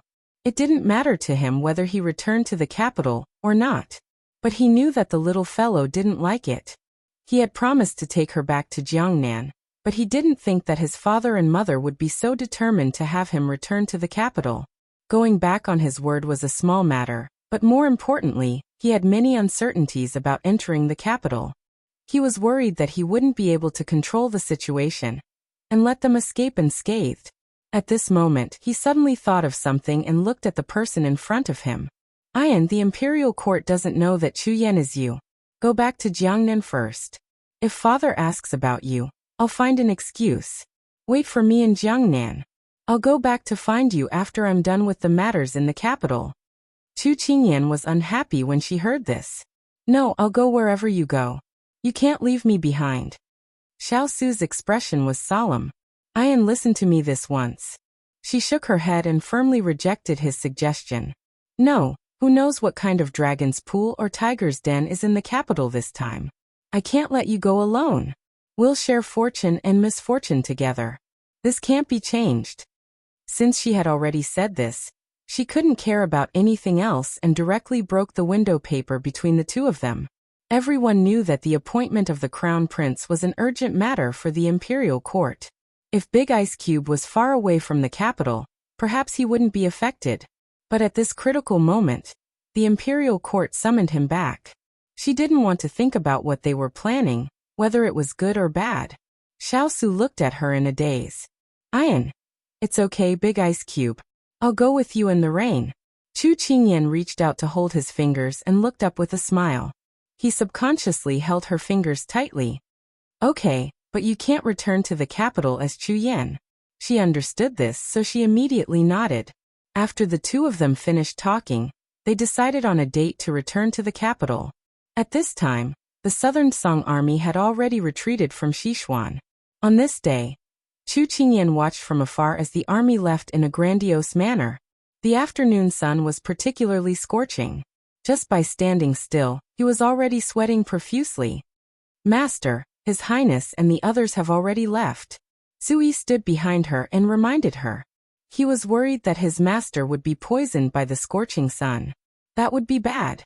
Chu Qingyan retracted her gaze and said to the people behind her, We'll take a detour to Xuanyang Road, and then head to the capital. Only Chu Yan was by Xiao Su's side as his right-hand man. However, Chu Qingyan should be in Lianqing, so if she wanted to return to the capital, she had to go back to the capital through Lianqing to avoid being discovered by someone with ulterior motives. Therefore, before returning to the capital, she had to part with Big Ice Cube for a short while. Big Ice Cube had already made the arrangements. At this time, the people who were pretending to be her had already set off from Lianqing. When the time came, she would meet up with them and directly head to the capital. She put on her bamboo hat, jumped onto her horse, and led the howling cavalry on their journey. Xiao Ran, who was far away in the capital, was restless the entire day when he heard that they were returning to the capital. He kept muttering in the hall. When Consort Yu found out that her son missed Xiao Su and Chu Qingyan so much, her entire face turned ugly. It's already been 4 to 5 years. Why is Ranner still thinking about them? Her voice was somewhat cold. The palace maid in front of Consort Yu, Jade Rabbit, couldn't help but say, I heard that His Highness the 4th Prince has been sending people out of the palace hall to look for news of 9th Miss Chu. Chu Qingyan? It's been so long, but Ranner still hasn't forgotten that little slut. Consort Yu rubbed her forehead. She remembered that a long time ago, Ranner had even learned to talk back to her because of that little slut. These unpleasant memories caused her expression to turn even uglier.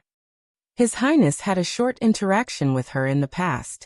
Perhaps they were childhood playmates. His Highness values friendship and loyalty, which is why he misses her. Once the two of them meet again, perhaps their friendship won't be as deep as before. After all, so many years have passed. Seeing that her consort was angry, Jade Rabbit immediately spoke up for Xiao Ran. Hearing this, Consort Yu's expression eased a little, but her eyes were still dark. Ranner is already of marriageable age. We can't let him waste his energy on unimportant people. If it weren't for the fact that this consort wanted to stop Xiao Su from using marriage to strengthen his power, this consort would have already gotten rid of Chu Qingyan and destroyed Ranner's hopes.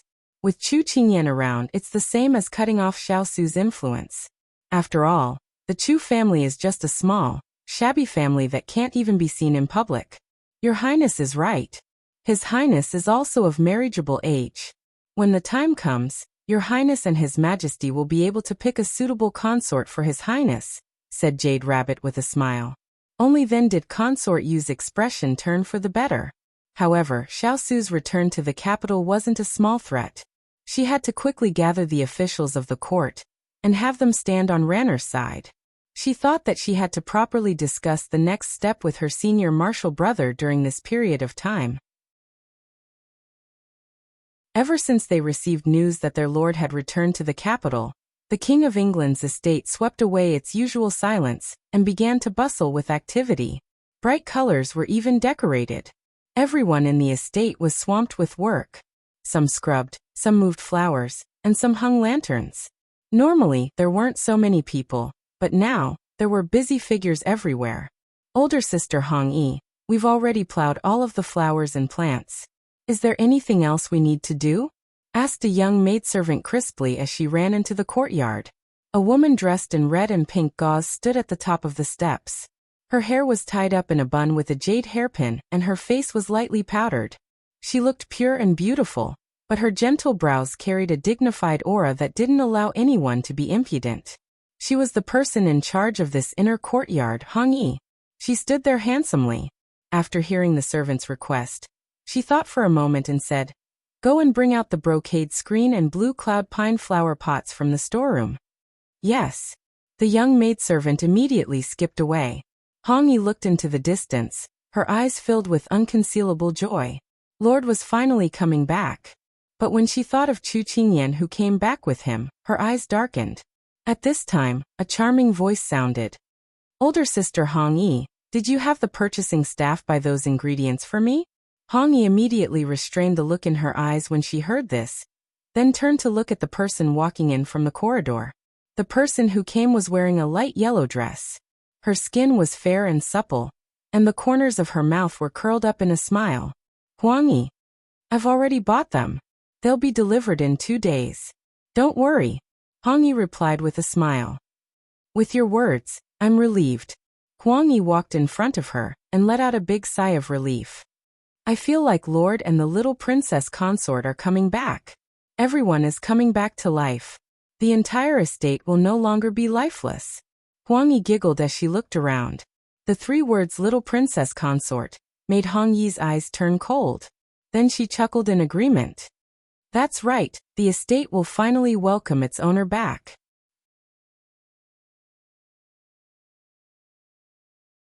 Chapter 1002. As time went by, the weather became hotter and hotter. Sichuan's midsummer was like a furnace.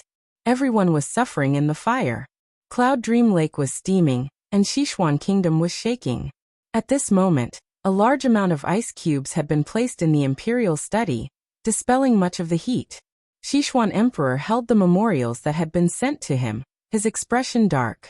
The weather hasn't reached its hottest point, but there are already drought conditions in several towns.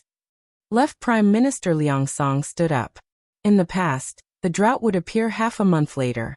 Now that it has appeared earlier, I'm afraid it's because there isn't as much rain this year. After Liang Song finished speaking, the others all agreed.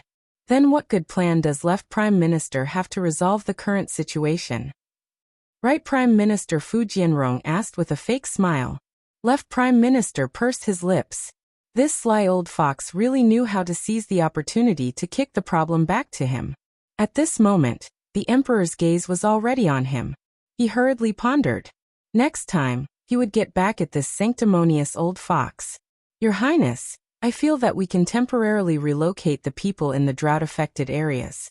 When the drought is over, we can let them go back. At the same time, we have to allocate the disaster relief funds. After Left Prime Minister answered, Right Prime Minister said, "This is a temporary solution, but it can also temporarily prevent the people from suffering." Left Prime Minister's expression was ugly. This drought was a natural disaster, and it was impossible to completely resolve it with manpower and resources. Right Prime Minister's words were suspicious of him gloating. Sichuan Emperor also cast a dissatisfied look at Left Prime Minister because of Right Prime Minister's words. Do you have any other plans? Left Prime Minister looked embarrassed, and his gaze towards Right Prime Minister was full of resentment. After an hour, the discussion of the country's affairs was almost done. Sichuan Emperor asked casually, Minister of War, where are the 3 armies led by General Pingnan now? Being called out, the Minister of War immediately stood up and respectfully said, They have already reached Lin City. Based on their speed, they will reach the capital in 3 days. Very good.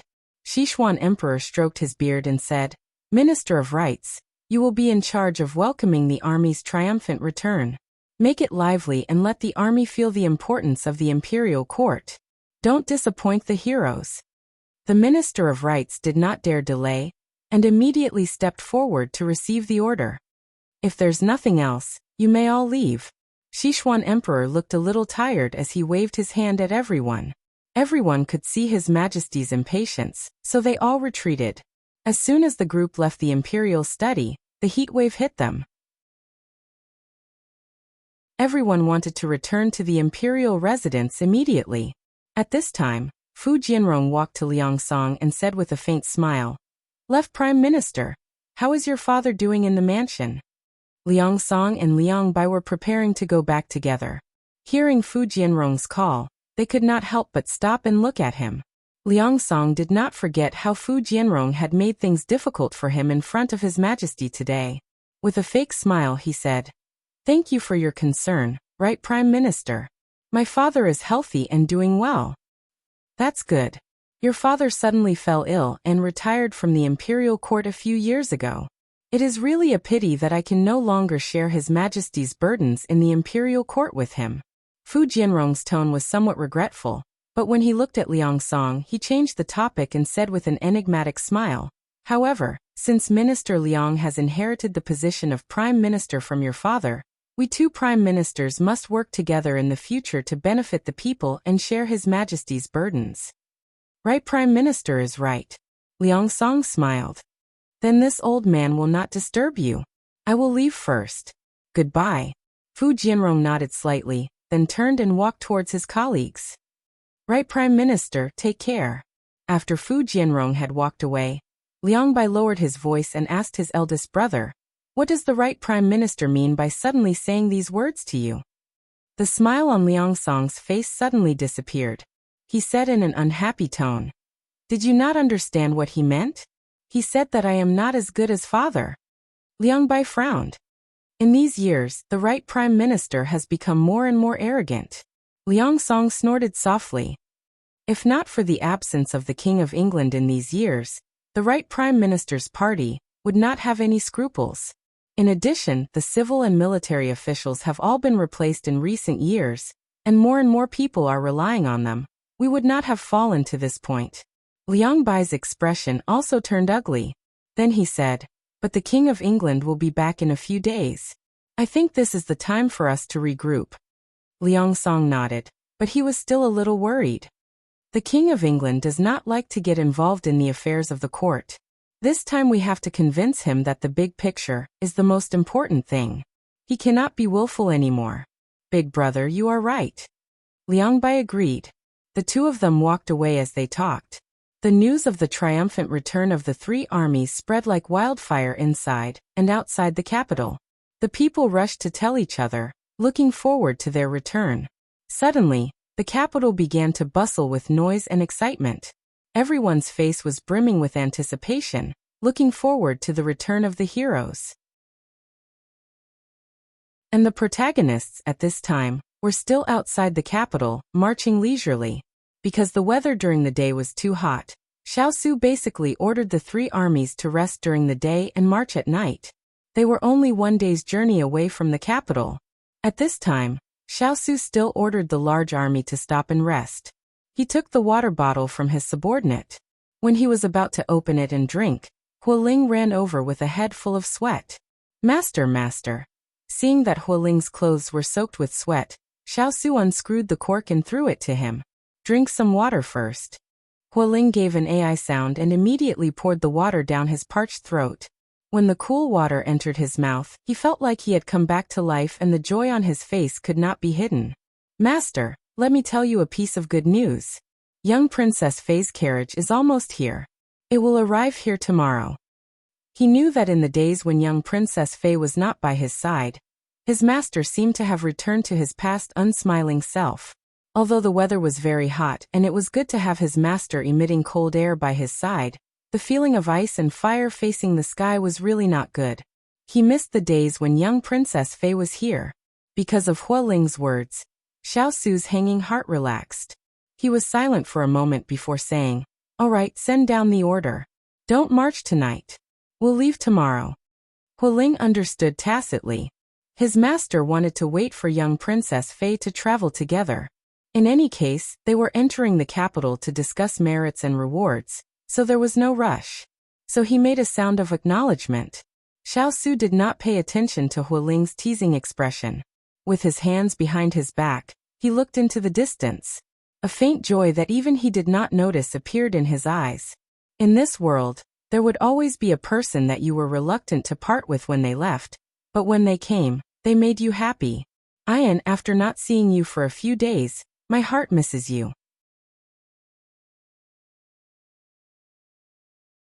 Chapter 1003. As if she felt something, Chu Qingyan couldn't help but turn to look in the direction of the capital. Big Ice Cube and the others should be arriving at the capital soon, right? They had been gone for more than half a month. From the time they met until now, they hadn't been separated for so long. AI, what should she do? She didn't even want to be separated for a day. Was this the feeling of being in love? Did she want the two of them to stick together all day long? Thinking about it, she wondered if she was like those young girls with a young girl's heart now. That wouldn't do. She was an independent woman. She had to have pursuits, dreams, and beliefs. But she patted her head. Her pursuits, dreams, and beliefs. Weren't they that person she hadn't seen for more than half a month? She couldn't help but laugh at herself for being so disappointing. But wasn't life about finding a semicircle that matched you, and then rolling together until the end of life? As she let her imagination run wild, she burst out laughing. It could be seen that without the big ice cube, her imagination was getting bigger and bigger. Knock knock. Someone knocked on the carriage wall. Chu Qingyan restrained the wanton smile on her face and said with a light smile, "What is it?" "Esteemed Princess Consort, there's a letter for you." The person who spoke was the maid Xiao from the Lianqing Palace. Usually, Xining was in charge of her daily expenses. Because she arranged for Xining to be in charge of her businesses in Jiangnan, the steward arranged another maid to serve her this time. Because she was afraid of trouble, the steward only arranged for Xiao. Other than Xiao, she also had a maid Jasper. But she was different from ordinary maids. She was chosen from the Howling Cavalry. On the surface she was a maid, but in reality, she was her personal bodyguard. There was a reason why she was chosen. Chu Qingyan took the letter, wondering if it was from the big ice cube. When she opened it, she saw the familiar handwriting. Her eyes couldn't help but curve. It was a letter from her parents. They wrote how much they missed her and the big ice cube, talked about the interesting things that happened in Jiangnan recently, and finally asked when they would return. Reading to the end, Chu Qingyan couldn't help but recall the night before she left Jiangnan. Her mother was carefully sewing clothes for her by candlelight, and her father was sitting around the table looking down. She didn't know why, but her heart was warm and dull. She rubbed her moist eyes and somewhat missed her father and mother. But soon her eyes filled with a gentle smile. She said to the outside, "Jasper, brush, inks, paper, and inkstone." "Yes." The reply was straightforward, without the slightest bit of sloppiness. As expected of someone from the Howling Cavalry. Soon the brushes, the ink, and the paper, the ink. Baiyu was dressed in neat clothes and was full of vigor. Her appearance was delicate and pretty, but she didn't speak much. She always had a straight face, giving people a feeling that she was very unapproachable. Chu Qingyan was the only one who knew that her strictness came from the Howling Cavalry. Hers was in fact cute. But she was born with a poisonous tongue. "Jasper, what are we eating tonight?" Chu Qingyan couldn't help but want to tease her when she saw Jasper grinding. "I heard from Sui that it's a roasted rabbit." Jasper replied seriously. "What if I want to eat fish?" Chu Qingyan tilted her head to look at her. Jasper didn't show any signs of being in a difficult position. She continued to say seriously, "Then this subordinate will go catch some fish for you later." PFFF. Chu Qingyan couldn't help but laugh. "Jasper, I'm just teasing you. You're no longer a shadow guard. In the future, you can leave this kind of thing to Sui and the others. You don't have to do it yourself." Jasper nodded, then she said, "Actually, this subordinate catches fish the fastest in the Howling Cavalry. Sui and the others can't compare." Chu Qingyan couldn't help but laugh. All right. When we return to Jiangnan, I'll let you catch fish properly. It's best if people don't suppress their natural instincts. Jasper nodded seriously. After talking for a long time, she still didn't see Jasper reveal a smile. Chu Qingyan blinked and said with a smile, Jasper, why are you always so serious? Show me a smile. Jasper looked at her seriously and said seriously, Master, it's fine if you tease this subordinate here, but don't do it when you return to the capital. Otherwise His Highness will get jealous.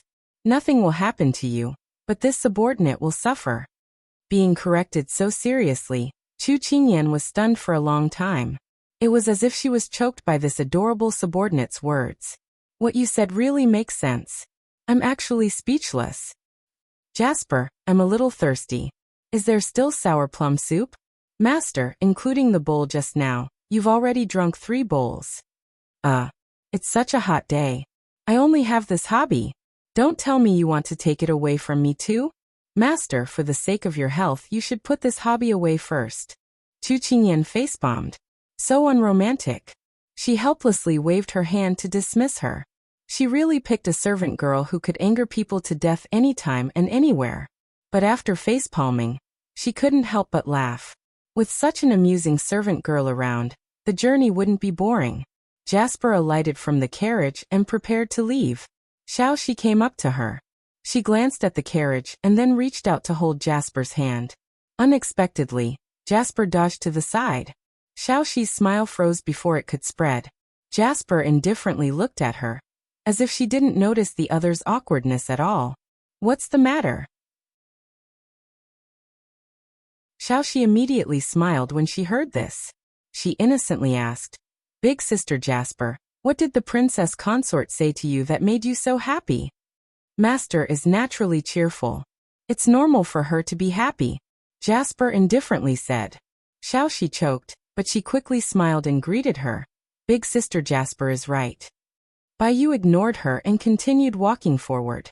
However, Xiao Shi persevered and followed closely behind her. After that, she said in an innocent tone, Don't worry. Big Sister Biyue, the Princess Consort and His Highness have an engagement. When will they get married? Not only is Xiao Shi curious, everyone in the palace is looking forward to it. The Princess Consort and His Highness are really a match made in heaven. How could this Jasper walk so fast, taking large strides? 1 step was equivalent to 3 of her steps. She didn't look like a girl at all. Xiao Shi secretly criticized her in her heart. Jasper suddenly stopped in front of her. Xiao Shi was filled with joy, thinking that Jasper was interested in her topic, so she immediately ran to catch up. Who would have thought that Jasper would coldly look at her? Xiao Shi, as a servant, the most important thing is to be careful with your words. Don't ask about things you shouldn't ask about. You will know about things you should know about sooner or later. You need to remember these words. You don't need to follow me. You can go do your own things. After saying this, Jasper turned to leave. Xiao Shi watched her leave and angrily stomped her foot. What qualifications did this Jasper have to give her that look? She was still a first-class maid in the palace. When she went to the capital, she would at least be a first-class maid by the Princess Consort's side. She really didn't want face. Once she entered His Highness' eyes, she would definitely make this cheap maid look good. After cursing in her heart, Xiao Shi turned her head and put on a smiling face to welcome people. She walked towards the servants coming out of Lian City. Jasper walked under the tree and Sui threw her a pot of water. He asked, What were you talking to that girl about? Nothing. I was just watching a clown jump up and down. Sui smiled. It's better if you don't speak. Jasper coldly looked at him and took a pot of water for her master.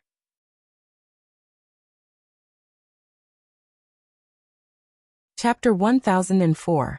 The biggest surprise in life was when the person you were constantly thinking about appeared in front of you without warning. When Sui said, Master, we have already met up with the 3 armies, she was completely stunned. Before this, no one had told her that she would meet the big ice block before entering the capital. She always thought that they would only meet after he entered the capital to pay respects to the emperor. This accident came too suddenly and was too surprising. Before the carriage came to a stop, She lifted the curtain without thinking. However, there was already a person standing in front of her. Black-robed and black hair, looking extremely noble. It made her forget to get off the horse and just stared at him in a daze. And in Xiao Su's eyes, she was like a bright ray of light that suddenly appeared from behind the curtain and shined into his eyes. The early morning wind brought with it moist dew as it blew towards the two of them. It blew up the corners of her clothes and blew away the thin veil covering the beauty's face. Her white skin was like an eggshell that had been peeled off, soft and smooth. Her forehead was full, and the silver-red hair that hung down from her hair made her eyes look lively and charming. Her face was lightly covered with makeup and her vermilion lips naturally curved, giving people a feeling of a pleasant smile. Her elegant charm could not be hidden by her simple dress. Just this one glimpse was enough to make people envious. He quietly came to the front of the carriage to give her a surprise, but he did not think that she would give him a stunning surprise. He had not seen her in female clothes for many months. Suddenly seeing her, his heart suddenly skipped a beat. Even if he could face thousands of enemies without batting an eyelid, he could not help being intoxicated by her beauty. Chu Qingyan looked up and saw him. She wanted to throw herself at him, but when she remembered that there were outsiders around, she suppressed the impulse in her heart. She got off the carriage and slowly walked in front of him. She wanted to greet him, but she did not think that he would just stare at her without any reaction. She muttered in her heart. Why wasn't he as excited as she was? Did he really miss her? Big Ice Block, are you not happy to see me? She lifted her veil and looked up at him, her voice filled with disappointment. The person in front of him was as beautiful as a flower, as beautiful as jade. How could he not be happy? He lifted his hand and pulled the veil of her veil aside, revealing her entire face. The corners of his lips curled up as he said dotingly, I haven't seen you for a few days. You've lost some weight. As soon as he said that, Chu Qingyan couldn't care less about the problem she was struggling with. She immediately looked down at herself and muttered softly, I've obviously gained weight. Xiao Su chuckled. You're so annoying. Hearing his laughter, Chu Qingyan rolled her eyes at him. Xiao Shi was separated by Su Yi and the others outside the carriage. At this time, she really wanted to go forward and show her face beside His Highness. Unfortunately, these people did not know what was going on. They took her to the side and did not let her come in contact with the two masters. Arms could not win against thighs, so Xiao Shi gave up on going forward. She turned around and asked, Sirs, why is it that His Highness is here and we are not allowed to serve him? Su Yi did not answer, but Su Sam beside him answered, Right now, Master does not need you to serve him. I think that His Highness would rather have no one by his side. Xiao Shi did not understand. At this time, Jasper came to her side and glanced at her. Just be direct. His Highness only wants to see Master right now. Everyone else is just flowers and grass. It's best if they are not an eyesore. Xiao Shi's face turned hot from her gaze. It was as if her thoughts had been discovered in front of everyone. If you really want to do something, then come with me to the stream to wash the vegetables. Jasper ignored her and continued walking forward. Xiao Shi lowered her head and followed, but she couldn't help looking back at the two standing in front of the carriage. His Highness was not as cold as the rumors said. Wasn't he very gentle to Princess Consort right now? It really made people envious. If it were her, she would be willing to be a cow or a horse for the rest of her life. The evening wind was not as hot as the day, but mixed with the smell of grass. It was light and made people feel comfortable. Chu Qingyan and Xiao Su leaned against a big tree trunk. Their eyes were looking at the capital that they were about to arrive. Big Ice Cube, are you ready? Chu Qingyan asked without rhyme or reason, but she knew that the person beside her could understand. There's nothing to worry about, Ian. Xiao Su reached out to hold her hand and said with a faint smile. Their fingers intertwined, swearing that they would never leave each other's hand. I believe in you. Good, let's go. After the two groups of people met up, they headed toward the capital in a grandiose manner. When Xiao Ran heard that Chu Qingyan was returning to the capital, he was filled with excitement. He would occasionally pace back and forth to wait for news. Your Highness the Fourth Prince, His Royal Highness and Miss Chu have already arrived 10 miles away from the city. They will enter the city in 2 hours. Song Yu came back from outside and immediately reported to His Highness. Xiao Ran suddenly stood up from his seat. His face was filled with pleasant surprise. Really? Yes, the Minister of Rights has already led the civil and military officials outside the palace, waiting for the soldiers to enter the capital. Song Yu continued to report. Good, prepare a sedan for me. I want. Before Xiao Ran could finish speaking, he heard a voice outside the door. Eunuch Qiao requests an audience. What was Eunuch Qiao doing here at this time? Although Xiao Ran was a bit impatient, he still let him in. Eunuch Qiao walked in with a horsetail whisk. When he saw Xiao Ran, he greeted him with a smile and said, Your Highness the Fourth Prince, His Majesty asked this old servant to bring you a message. He said that the 3 armies have entered the capital and asked you to welcome them in His Majesty's place. You must set off immediately without delay. Xiao Ran scratched his head. He was actually asked to do such an important thing? Although he was a bit timid, he immediately agreed when he thought about how he could see Qingyan at a close distance. Eunuch Qiao watched Xiao Ran leave with his men. He smiled and returned to the imperial study to report his orders. The return of the 3 armies in victory was a major event that would cause a sensation. Early in the morning, men and women of all ages in the capital walked out of their homes. They waited from the first glimmer of dawn until the sun rose high in the sky. The scorching sun could not dampen their anticipation. At this moment, the fragrance of tea rose in spirals from a private room. Lord, this morning, His Majesty ordered the 4th Prince to welcome the 3 armies in his place. Someone said from behind the curtain. A hand that was prettier than a woman's took the teacup on the table and gently sipped from it. His pink lips were stained with water, like a flower petal stained with dew, glossy and beautiful beyond compare. That person slowly said, Imperial Father's actions are to let 4th brother make friends with these generals. It is also to warn some of the officials in court that even if eldest brother returns, he will not be able to shake 4th brother's position in his heart. So that's how it is. This subordinate understands. At this moment, 2 maidservants walked out and lifted the veil, revealing a face that was as gentle as jade behind the curtain. It was Xiao Ho.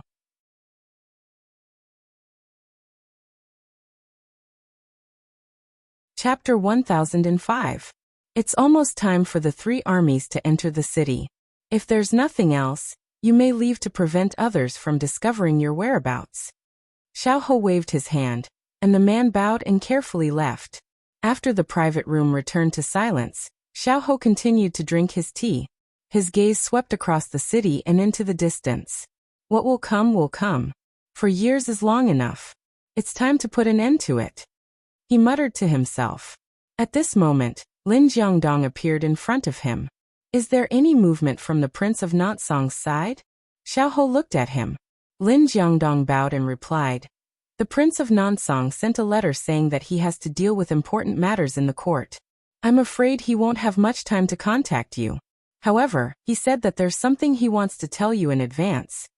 Xiao Ho raised his eyebrows slightly. What's the matter? After some time, the Southern Blue Empire will send an envoy to our country. Lin Jiangdong bowed. Oh. Xiao Ho dragged his words. The Prince of Nansong said that this could be an opportunity for him to form an alliance with you. When the time comes, we'll discuss it. Lin Jiangdong repeated the words in the letter to him. Xiao Ho nodded. Although he didn't know what the Prince of Nansong was planning, at this moment, their enemies were the same. Therefore, the enemy of an enemy was a friend.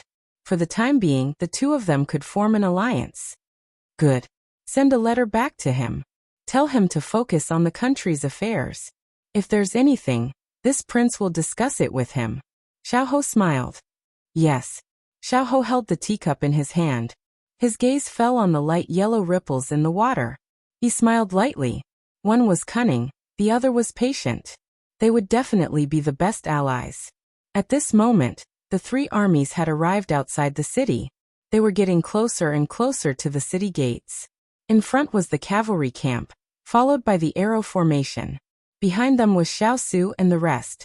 Behind them was the infantry camp. It was almost noon. Today's sun was very suitable. It hid behind the clouds and didn't come out. The earth enjoyed a short period of coolness. In front of her was a solemn and orderly procession, marching towards the city gates. Amidst the uniform footsteps, she suddenly heard a commotion from afar. Chu Qingyan couldn't help but lift the curtains, and the thick city walls came into view. A row of soldiers stood guard on top of the walls, looking very strict and solemn. Looking at the city wall, Chu Qingyan's memories started to blur. 5 years ago, she had just stepped into this strange world. She had thought that she would spend the rest of her life in Mao Village. She had not expected the arrival of the Chu family to drag her into this bustling capital. Back then, when she sat in the carriage and looked at the city, it was completely different from now. At that time, she was fearful and uneasy. She pretended to be strong and wanted to protect the safety of the people around her. She didn't know if she could walk out unscathed. Now, although she was uncertain about the future, she had someone to rely on. She was no longer isolated and helpless. She didn't need to force herself. Moreover, she already had the power to protect herself and others. Thinking of this, the 3 armies had already entered the city. When the carriage passed through the city gates, she had a premonition that she was about to enter a different life. When the darkness slowly receded, a strong light appeared. Chu Qingyan couldn't help but squint. Her veil blocked a part of the light, but the hubbub of voices poured into her ears. "Your Highness! His Royal Highness! The hero has returned. This is our warrior, our hero." Her eardrums were about to burst from the shouting.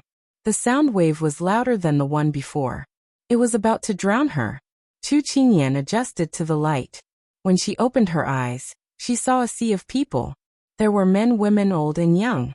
It could be said that the whole nation was mobilized. At this time, they were waving their hands and cheering with tears in their eyes. The most they shouted was her family's big ice cube. She couldn't help but follow the crowd's gaze and look at the person walking at the front. The silver armor on his body shone brightly under the light. He looked forward with a cold expression. One hand was holding the reins, and the other hand was habitually holding the sword at his waist. Although there was a silver mask on his face and his face couldn't be seen clearly, his noble and elegant appearance and his aura had already subdued the people around him. They couldn't help but want to worship him. This was the halo of a proud son of heaven. It was also the glory of a person who had gone through hundreds of battles. At this moment, she suddenly understood what it meant to be respected by thousands and loved by the people. She couldn't help but want to become a fan and shout the name of her idol.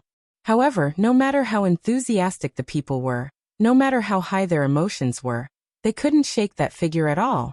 It was as if he was walking among the flowers. Every step was steady and calm, undisturbed by the outside world. This wasn't aloofness, but the rigor of a soldier. Chu Qingyan couldn't help but smile. This was the person she loved. He was indomitable and indomitable. Even if Mount Tai collapsed in front of him, his expression wouldn't change. He was the people's faith and their hero. A warm current of glory flowed through her body. Although she couldn't be by his side and enjoy the attention, she was already satisfied to be able to guard behind him and silently accompany him. She gently put down the curtain, smiling like a flower. Jasper stood by the side, and was also affected by the noise outside. She turned to look at her master. "His Highness is very loved by the people." Chu Qingyan nodded, but the smile on her face didn't disappear. "It's just that I don't know if this is good or bad. Let's take one step at a time." Jasper pursed her lips and nodded. All the seats with the best view in the city had been snatched up as early as 3 days ago. The number of women in the boudoir, the madams of famous families who couldn't show their faces, the children of influential families, and the high officials and nobles were countless. If any building collapsed, it could casually fall down and hit the famous people in the city who were rarely seen. The unmarried young women in the boudoir looked out of the windows in groups of 3 to 5, looking for the figures of the young soldiers. According to the national law, once the soldiers who performed meritorious deeds on the battlefield returned to the capital, they would be rewarded. If the young and promising soldiers were still unmarried, they would be highly sought after by the entire capital. Every aristocratic family, high officials, and nobles wanted to marry their daughters to these young men. This was not only the family's glory, but also a good place for their daughters to go. Therefore, rather than saying that they came to admire the handsome and heroic appearance of the 3 armies, it was better to say that they came to see how these young soldiers looked like in advance, so that they could have an idea in their hearts. The young men were promising, handsome, and extraordinary. Therefore Jin Xian, Feng Lu, and the others became the light in everyone's eyes. These young men were still inexperienced. Although they were used to fighting and killing on the battlefield, it was hard to avoid being embarrassed by so many burning eyes. Each of them puffed out their chests and straightened their backs, telling themselves that they wouldn't be disturbed. However, even more people's gazes were attracted by the person in the lead. His silver robe fluttered in the wind, and his appearance was imposing. He was the biggest contributor to the enemy's retreat this time. Xiao.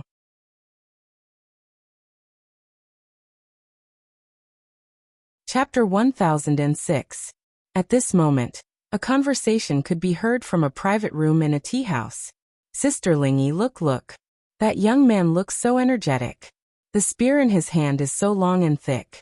It looks so heavy, but he can actually carry it. He's amazing. A beautiful girl in a pink and green floral dress supported her chin with both hands and tried her best to look outside. She wished she could squeeze her entire body out of the room. Little sister Tianyue, you have to be careful. We sneaked out. Don't let anyone discover us. A soft voice advised. Tianyue quickly retracted her body and turned back to stick her tongue out at her. Then, she continued to point at the soldiers and said with a blushing smile, Sister Lingy, I heard from my mother that your father intends to help you choose a man from these soldiers to be your Mr. Right. Come and see if there's anyone you like. Qi Lingyi's face instantly turned pink after being exposed. She patted Tianyue's hand gently and said shyly, What nonsense are you talking about? We haven't even started dating yet. Tianyue giggled and said, Sister Lingy, don't be shy. You're such a good person and your calligraphy is so good. You were even praised by His Majesty during the poetry conference. You're definitely a talented woman. If your father really wants to help you choose your Mr. Right, I think His Majesty will definitely agree to this. Qi Lingyi's face turned redder and redder. She couldn't help but say, Stop talking nonsense. Be careful that I won't accompany you out in the future. Tianyue begged for mercy. My good sister, I won't talk about it anymore. But quickly come out and take a look. Otherwise, you'll find a dark and swarthy husband in the future. Qi Lingyi didn't want to bother with her anymore, but she couldn't help but stand out and poke her head out to take a look. With just a quick glance, her gaze was attracted by the soldier at the front. Although she couldn't see his face clearly, she couldn't move her eyes away from the side of his body that was facing her. His temperament was outstanding, and he had a dignified aura. Little sister Tianyue, who is that person? She had forgotten that she had said before that she did not want to pay attention to her, so she murmured. Tianyue followed her gaze and frowned slightly. I don't know either. But from the looks of it, he should be a very powerful soldier. Otherwise, his aura wouldn't be so imposing. Qi Lingyi was a little disappointed, but the image of his back was deeply imprinted in her mind. If there was a chance, she hoped to see him again. As soon as this thought flashed through her mind, she suddenly widened her eyes. How could she have such a thought? Tianyue didn't notice Qi Lingyi's strange behavior. Instead, she continued to pull Qi Lingyi to look at the weapons below. She commented on those cold weapons, but Qi Lingyi didn't listen to a single word she said. Opposite Qi Lingyi's tea house, there were also a few ladies sitting there. They were dressed in exquisite and gorgeous clothes, and their appearances were extraordinary. I've lived for so long, but this is the first time I've seen such a battle array. It's really an eye-opener. A young lady's voice sounded. Only the army led by His Royal Highness can have such a battle array. Otherwise, it's just SOSO. A lady dressed in a water blue waist-tight dress said in a loud voice. From Big Sister Shirshu's words, you seem to know the King of England very well? The young lady just now raised her eyebrows and asked, How should I put it? She probably grew up listening to His Royal Highness deeds. The lady dressed in water blue looked at the leader of the 3 armies, and said with an infatuated gaze, Big Sister Shirshu is right. Although I haven't seen His Royal Highness in person, He should be in his early 20s this year. 10 years ago, he fought against the enemy and retreated 300 miles, never to invade Sichuan again. At that time, I was still young, but I've heard a lot about his heroic deeds. It can be said that he's a hero from a young age. The lady dressed in water blue didn't say anything. Her gaze followed Xiaosu's movements. At this time, there was no one else in her eyes. In her eyes, the three armies were just the background of that silver figure. The lady dressed in water blue was called Meng Shirshu. She was the second daughter of the Minister of War, Meng Xian. Her facial features were deep and her appearance was outstanding. She usually liked to play with swords and spears. She didn't have the gentleness of an ordinary woman, but had a heroic spirit. The first person to speak was the eldest daughter of the Minister of Personnel, Shuai. She was young and had a delicate appearance. In fact, there was another young girl in the room. She was beautiful and wore an orange-red dress. Her hair was tied up in a complicated bun. She had a graceful figure, but her eyebrows were rather high and her gaze was somewhat arrogant. This person was Jing Mingzhu, the only daughter of the Minister of Rights, Jing Jin, and his wife. She heard the words of her two sisters and smiled.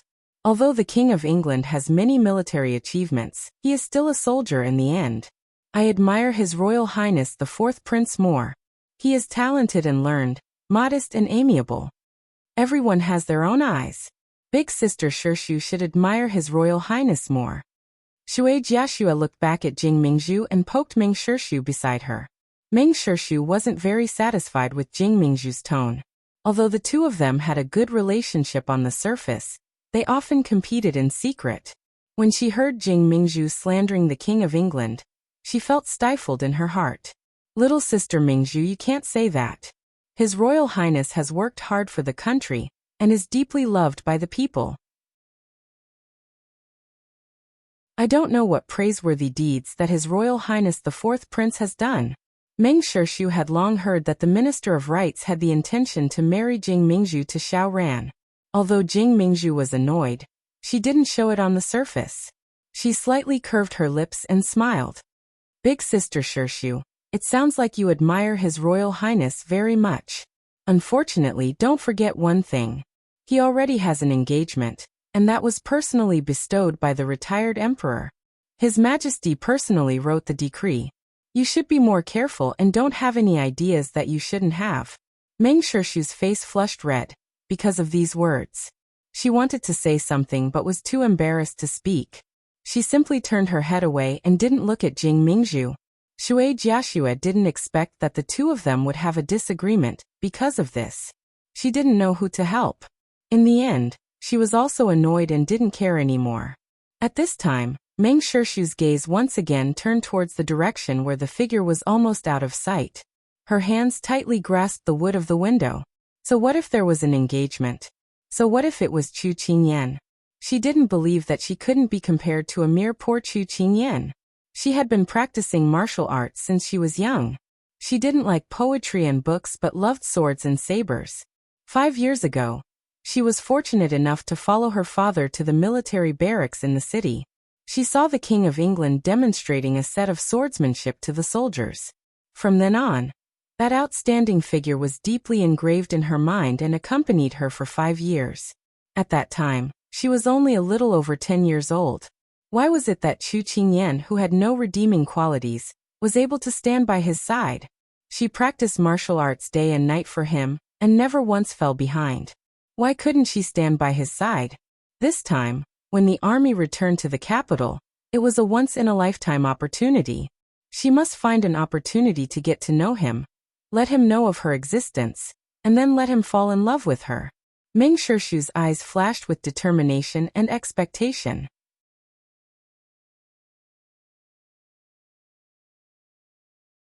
Chapter 1007. At this moment, the three armies arrived at the foot of the walls of the royal palace amidst the cheers of the people. The civil and military officials waited at the palace gates and came forward in a grandiose manner. Jingdo had not seen such a scene in many years. Most of the officials were civil officials. When they heard of the battle, they were thousands of li away.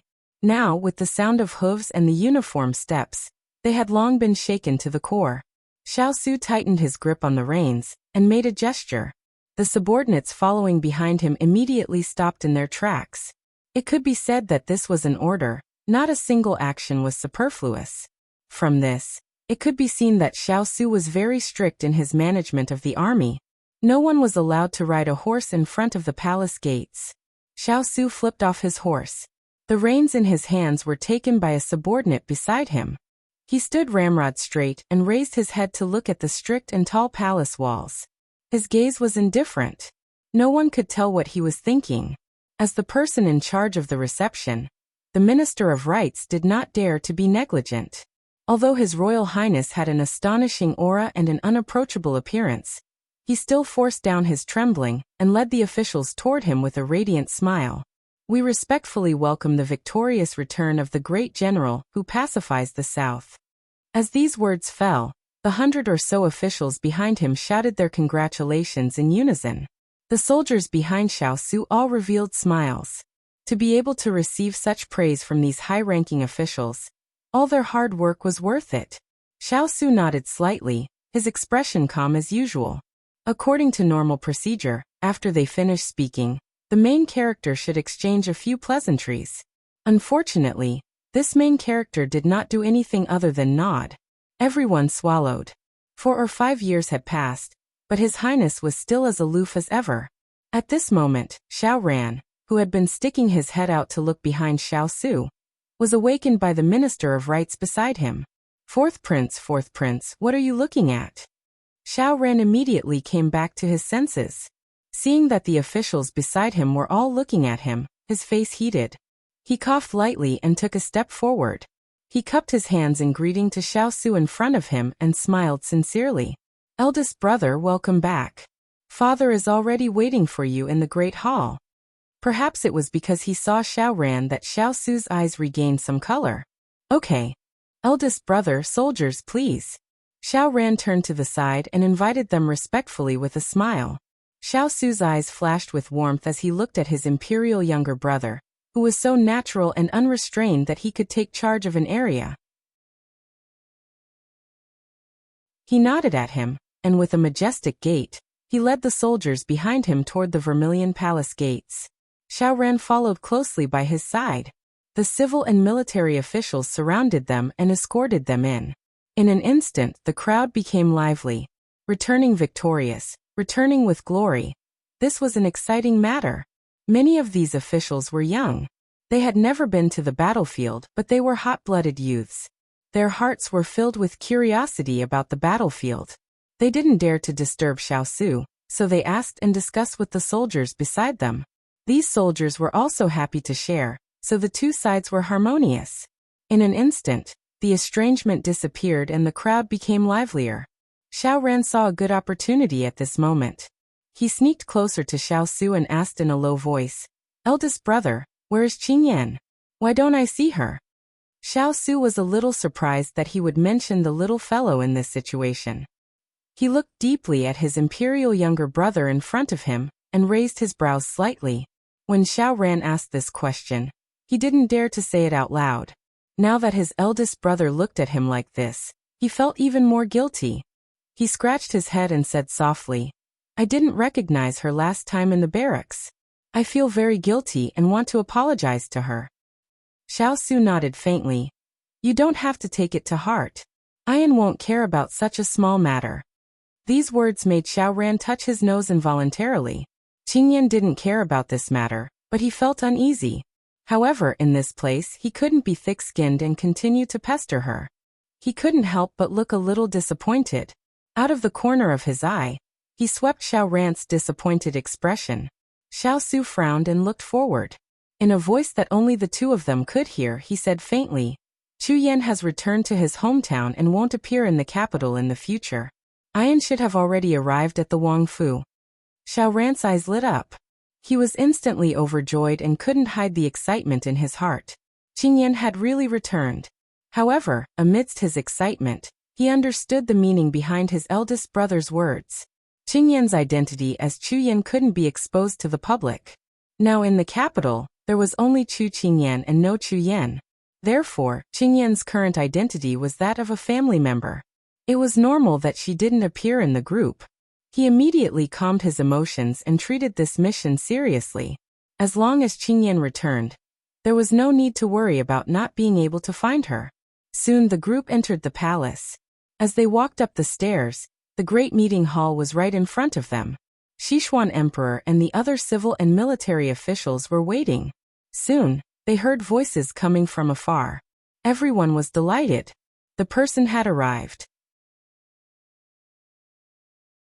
Although he was wary of his eldest son, the Sichuan Emperor's face carried some expectations after not seeing him for so many years. He wondered how his eldest son had changed in the past few years. Soon, a figure appeared at the entrance of the hall. So many people crowded around a tall and cold man walked in. He wore a silver helmet, a silver battle robe, and a silver mask. The light flickered slightly, giving the people present a solemn and cold feeling. Sichuan Emperor's gaze was fixed on that person as he walked in, neither fast nor slow. If it weren't for those eyes, he probably wouldn't have recognized this person as his eldest son. At that moment he suddenly understood. His memory suddenly went back to more than 10 years ago, before the fire had started. That handsome youth was walking towards him with a book in his hand. Imperial Father, is I right to interpret these words? Now he was still slowly walking towards him. However, there was no trace of the familiar admiration in his eyes. There was only a bottomless pool of water. It seemed that there were very few memories of this eldest son of his. Sichuan Emperor couldn't help but ask himself, was it because he was often not in the capital? Or was it because he rarely paid attention to him? Before he could give an answer to this question, a group of people had already bowed in front of him. Greetings, Imperial Father. I was fortunate enough to not disappoint you. Xiao Su cupped his hands in greeting. Sichuan Emperor pulled himself out of his memories with a slight smile on his face. Su, you are indeed Imperial Father's most valiant and skilled prince. This time, it's all thanks to you that the people were saved from disaster. This is I's duty. Xiao Su lowered his eyes and replied in a neither servile nor overbearing manner. Sichuan Emperor was very satisfied with this attitude. At this moment, the other officials also stepped forward and said with smiles, Your Majesty, the first prince is young and promising. He is the good fortune of the country and the people. The first prince is truly a dragon among men. Everyone could see that His Majesty was in a good mood, and spared no effort in praising Xiao Su. This caused the minister of the left and the others to grin from ear to ear. In contrast, the minister of the right and the others smiled very reluctantly. The minister of the left and the others felt that they had vented their anger. After Xiao Su finished his report on the battle, everyone sighed. This non-song was truly ambitious and cruel. Fortunately, His Royal Highness had saved Sichuan. After the Sichuan Emperor sighed with emotion, he comforted the officials and said to them, Tomorrow night, there will be a banquet in the palace to entertain the soldiers. Officials, come as well. Let's have some fun. Everyone happily agreed.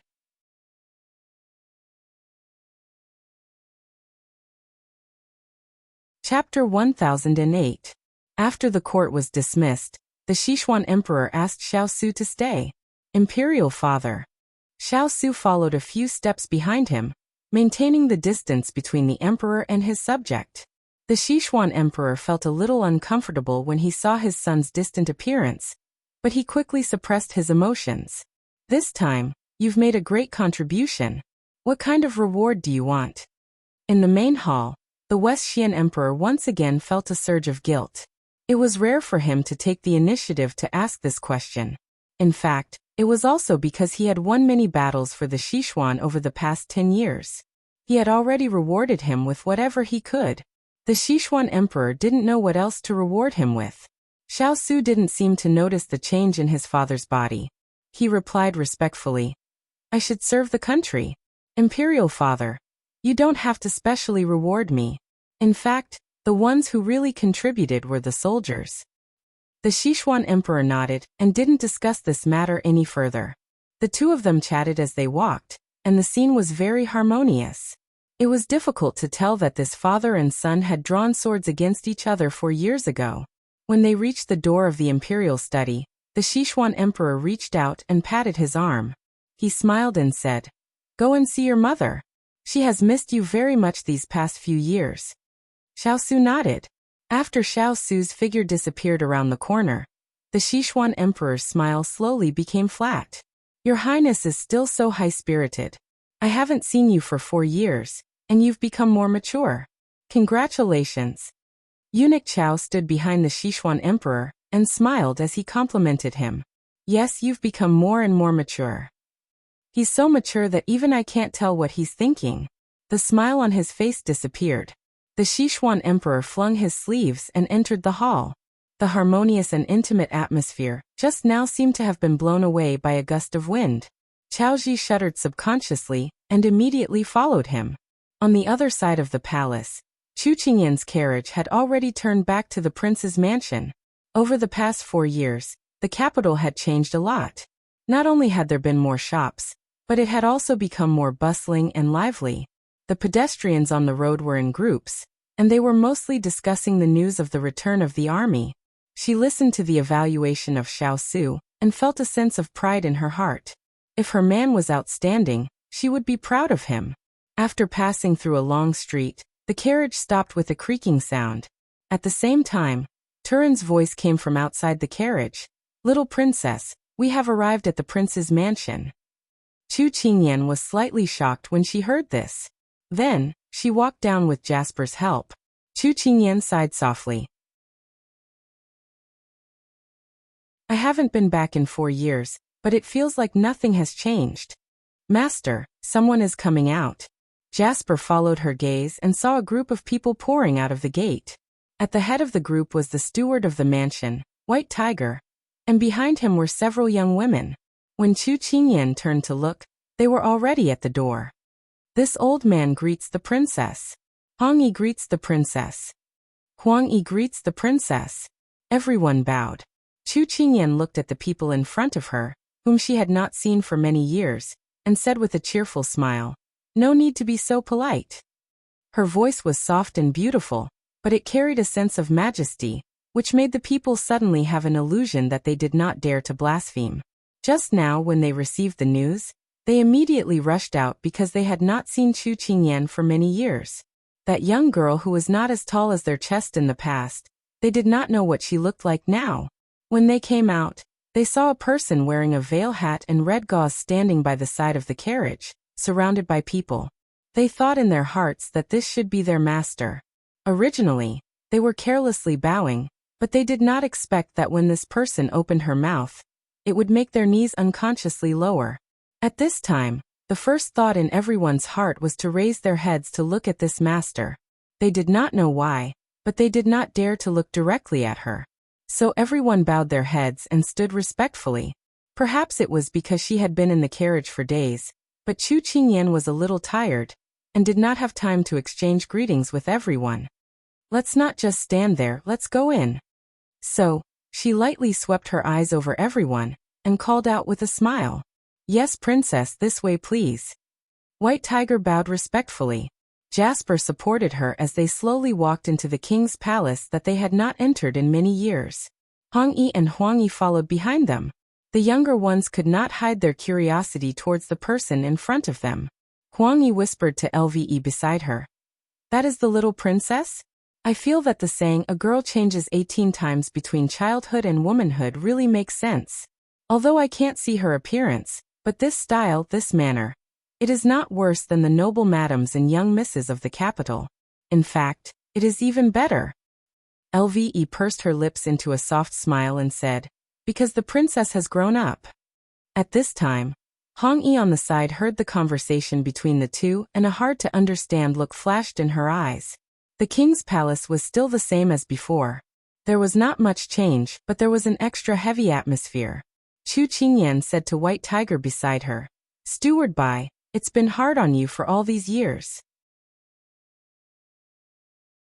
White Tiger replied in fear and trepidation. What is the princess saying? This is what this old man should do. Chu Qingyan revealed a gentle smile. You don't need to be modest. When the Lord comes back, he will definitely reward you. When these words were said, everyone had an idea in their hearts. When the princess had come, she had declared her sovereignty with just a few words, making people not dare to be careless. After walking for a while, Chu Qingyan thought of something and said to Turin beside her, calculating, His Highness should have already entered the palace. Go and ask around and see when His Highness will come back. Although Chu Qingyan had many people by her side, most of them were trained in Jiangnan, and were brought over by Liancheng. They were not familiar with the king's palace in the capital, so Xiao Su had arranged for Turin to be by her side from the beginning to help with the matters in the palace. Turin had a calm personality and was reliable in his work, so Xiao Su's heart was at ease. Turin respectfully complied and then retreated. Everyone knew that Turin was the most powerful confidant by the Lord's side. Now not only was he arranged to be by the princess's side, he was also obedient to the princess's words. It was simply inconceivable. Steward Bai, you should also go and prepare to welcome the Lord's return. I have these maids by my side. I will call them if I need anything. Chu Qingyan said with a smile. White Tiger immediately complied, and watched as Chu Qingyan's group continued to move forward. When he couldn't see anyone, the trembling expression on White Tiger's face completely disappeared. He straightened his back, and then left in another direction. He entered the backyard, and went through the door. Chu Qingyan was standing in the middle of the room with her back to everyone. She felt that her face was a little hot from the curtain hat, so she couldn't help raising her hand to take off the hat. At this time, Hong Yi and the others also followed her in. Princess, do you want to bathe and change clothes first? As soon as Hong Yi's words fell, Chu Qingyan turned around. When everyone saw the undisguised face, they couldn't help but hold their breaths.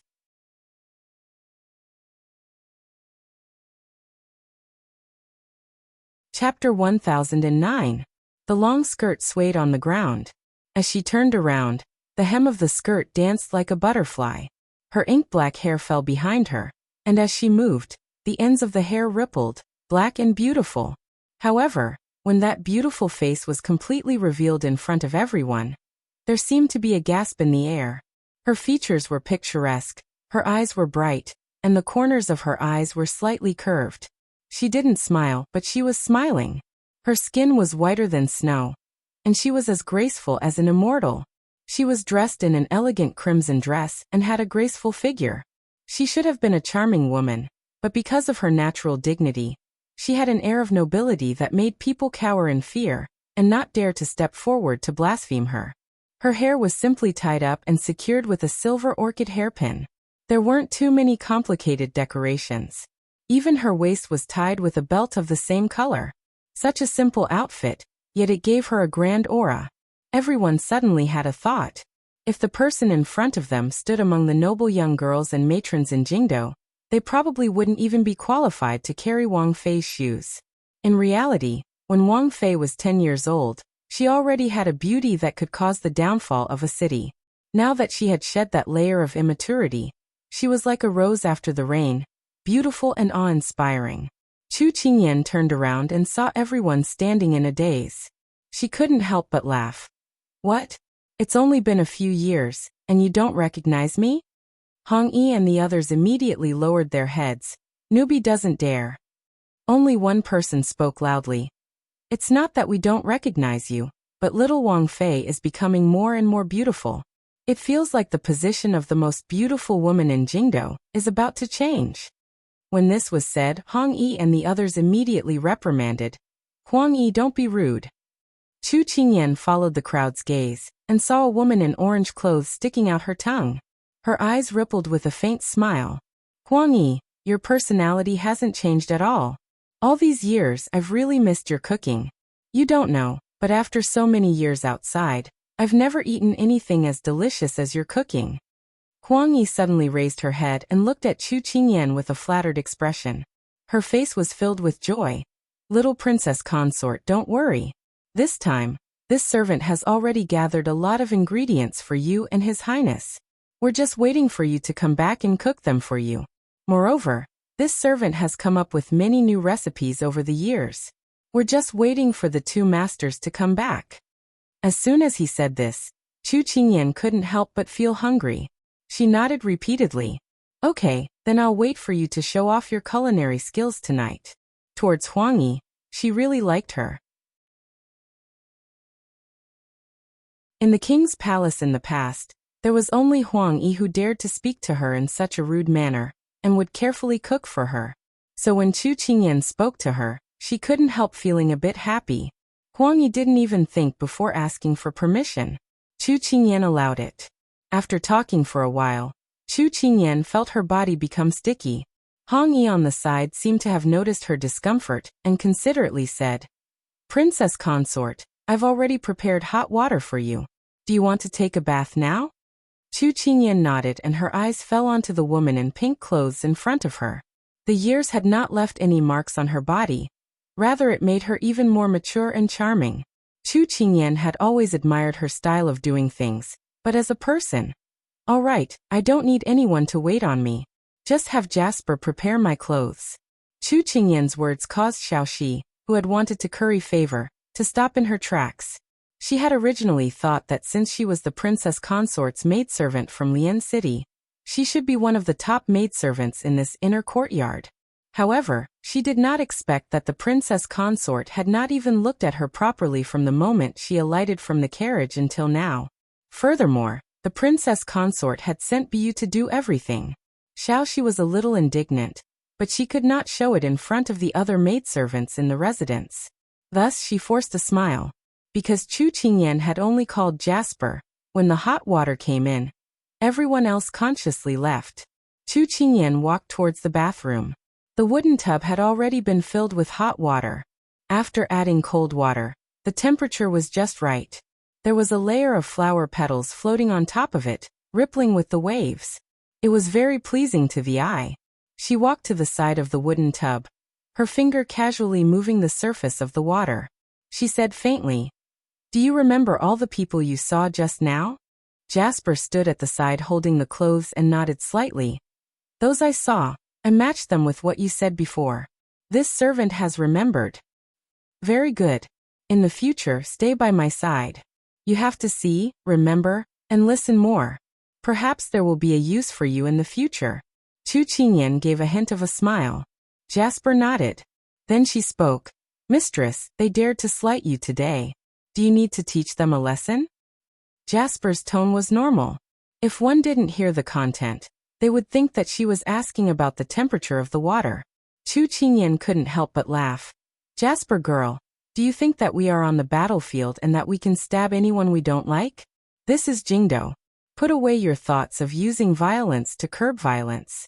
But it's not impossible, but now is not the time." She knew that Jasper was talking about the white tiger, and the others coming out to welcome them. Long before they arrived, Turin had already sent someone to inform the people in the residence. But when they arrived, they were a bit late. Anyone with a discerning eye could tell that they didn't put her in their eyes. If her family's ice cube came back, they would probably cheer and welcome her. But she was no longer the little girl who had nothing. She wasn't that easy to bully. So when she entered today, she put on the attitude of the mistress of the residence. She wanted them to consider their status before they bullied her in the future. Jasper pursed her lips and reluctantly agreed. Although she could understand her mistress's meaning, her mistress was being looked down upon by others. As a subordinate, how could she swallow this anger? They shouldn't think that they were young girls in their teens who didn't know anything. In fact, they didn't know that in the past, they had gone through so much rigorous training in the Xiao cavalry. When they came out to travel, other than being better than others in terms of martial strength, they knew how to judge the situation and observe people's expressions. So today, these people thought that her mistress could be bullied by others. Making such a shallow attitude, they couldn't hide it from the Xiao cavalry's eyes. But if it wasn't for the fact that she cultivated by her mistress's side, if it was in the past, she would have directly punched them. Chu Qingyan saw through her thoughts and smiled lightly. "Jasper, in this world, there are many things that are better than using fists to solve them. In the future, you should learn more. I hope that before Xining comes back, you can help me guard this place well." Jasper immediately understood and agreed. "All right, you go and guard the door first. If there is anything, I will call you." Jasper put down her clothes and left. Chu Qingyan heard the sound of the door being locked and couldn't help but shake her head and laugh. In fact, Jasper had changed a lot. At least she knew to ask for instructions. In the past, when she had just taken charge of the Xiao cavalry, these people couldn't tolerate sand in their eyes. If she was bullied by anyone, they would make that person pay back 10 times or 100 times. She was very honored and touched to be treasured so much. Her eyes curved into crescents as she smiled gently.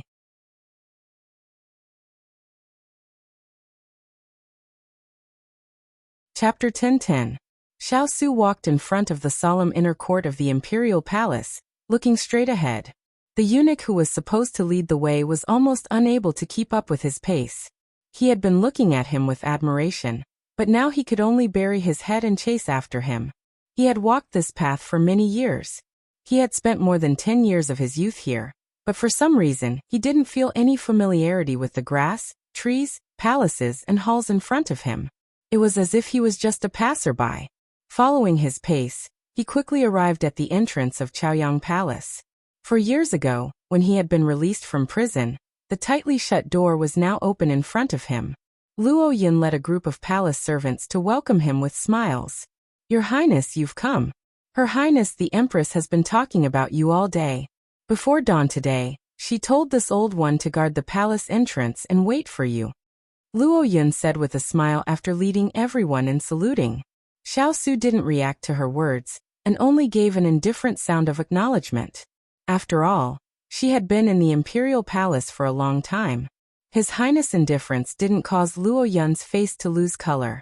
She continued to smile and said, "Her Highness is waiting for your Highness in the imperial palace." Xiao Su gave a slight nod, and then strode into the imperial palace. After he entered, Luo Yun sighed softly. Back then, before His Highness left the capital, Her Highness shouldn't have rejected His Highness outside the door. Now he didn't know when the estrangement between mother and son would disappear. She shook her head and quickly followed after him. After the 3 armies entered the city, Empress Liang was already restless in the imperial palace. She was very expectant. Now that she heard someone report that someone had arrived at her door, she was even more delighted. Empress Liang had just put down her teacup when she heard a palace servant announce, "His Royal Highness requests an audience." Her gaze immediately turned to the door. She saw a tall figure appear in front of her like a god. His heroic spirit couldn't be concealed even by armor. Although she was very strict with Xiao Su, she had given birth to him after 10 months of pregnancy. She could recognize him just by looking at his figure. "I pay my respects to Imperial Mother." In the blink of an eye, he was already right in front of Zhang Xian, kneeling down to pay his respects. "After so many years, you still know to come back." He might as well stay in that snow mountain and mine for the rest of his life. Otherwise, this consort will get sick of it. After not seeing each other for so many years, Empress Liang also wanted to talk to him properly. However, when she saw that other than his salutation, he was cold and unapproachable, this immediately aroused dissatisfaction in her heart. "I didn't want to come back," Xiao Su replied indifferently. Empress Liang was still thinking that he would say a few good words, but she didn't expect to hear him say that. Her whole face immediately changed. "You unfilial son," she scolded. In the past few years, she had been dissatisfied with him taking matters into his own hands, refusing to send the Liang family's young ladies to him, and ignoring her orders. At this moment, she suddenly exploded. "Xiao Su, do you think that you're capable now that you've accomplished so much? This consort is telling you, what does this bit of military merit count for? When you have absolute power in your hands, that's what you're truly capable of." After saying this, Empress Liang was still not satisfied. She gripped her handkerchief tightly in her hand as she continued to scold him. "This consort spent so much effort to arrange a path for you. Why don't you take it? Why do you have to choose a path with no future?" "Imperial Mother, your words are incorrect. I is no longer a naive child. I know how to distinguish right from wrong. I know what's right and what's wrong. Imperial Mother, please don't worry about I." Every time he entered the palace, he would have to endure this storm. Xiao Su was already used to it. "You know how to distinguish right from wrong. Then why do you still persist in going about things the wrong way? Su, or can't you have a bit of ambition? Could it be that you only want to be a boorish fellow that can be ordered to come and go as you please?" Could it be that you're the only one that's willing to submit to others? Those things were originally yours, so why do you have to submissively give them to others? With your intelligence and wisdom, it's not difficult for you to gain your father's favor. Why can't you be a bit more careful? Luo Yun had just come in with a teacup when she saw that this mother and son pair were at odds again. She immediately went forward and placed the tray on the table. She reached out to stroke Empress Liang's back and comforted her. Your Highness the Empress, His Highness has just returned to the capital, and must be very tired. If there's something to say, let's talk about it properly. His Highness is still kneeling right now. Shouldn't you have him get up first? I can't defend myself against Imperial Mother's words, and I don't want to defend myself. Xiao Su felt that his mother's words were giving him a headache, and he slightly furrowed his brows. Empress Liang was already unhappy that Consort Yu had monopolized His Majesty during this period of time. Now that her son wasn't being considerate and couldn't work together with her, her anger exploded. She took the teacup on the table and fiercely threw it at him. You unfilial son. As Luo Yun cried out in alarm, the teacup hit his shoulder with a clang, and the boiling hot tea spilled all over his body. The pale yellow liquid flowed down his armor, and the tea leaves spilled all over the floor. The floor was soaked bit by bit and clouds of flowers bloomed. Many things started to cool down bit by bit as the dense water vapor rose. In the King of England's Fu, Chu Qingyan walked out of the room. She had changed into a thin scarlet robe with gold and silver lining. She had just bathed and her skin was fragrant and tender. She was in a good mood. Because of their return, the Fu was very busy. Hong Yi had already taken people to deal with matters. Huang Yi was preparing dinner, Lve was making the bed, and Lonnie was tidying up the study. Right now, Jasper, Xiaoxi, and Qingyi were accompanying her. She had nothing to do and involuntarily walked to the tall banyan tree. In these 4 years, the banyan tree had grown much taller. Its leaves were lush and it blocked out the scorching sun. She raised her head to look at the banyan tree. She remembered that year in the capital. Many of her and Big Ice Cube's stories had taken place under this tree. It really was nostalgic. At this time, Qingyi saw her gaze fall on the banyan tree and couldn't help but say, Esteemed Wang Fei, in these years that you were not here, this servant sent people here every day to trim the plants and take good care of them. Chu Qingyan turned to look at her. It's been hard on you. Qingyi shook her head and smiled with her. Did the injury from that year leave a scar? She remembered that in the inn, Qingyi had been seriously injured in order to save her. Although she had recovered for a period of time, she had not been able to properly ask about it because too many things had happened. She didn't think that Wang Fei would still remember this after so many years. Qingyi shook her head in a daze. The medicine that Darren Ethereal gave was very effective. I'm completely healed now. Many thanks for Wang Fei's concern. Chu Qingyan shook her head and said guiltily, If it wasn't for me, you wouldn't have been injured. I should be concerned about you. At this time, Turin walked in and stood in front of his little Wang Fei. He bowed his head and respectfully reported, Master has already left the palace. In another 15 minutes, he will arrive at the Wang Fu. Chu Qingyan instantly smiled and said, Good. Inform everyone to come out of the Fu to welcome His Highness' return.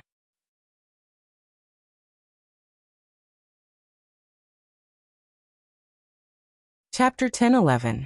Hearing the news that Big Ice Cube had returned to the Fu, Chu Qingyan couldn't suppress her excitement.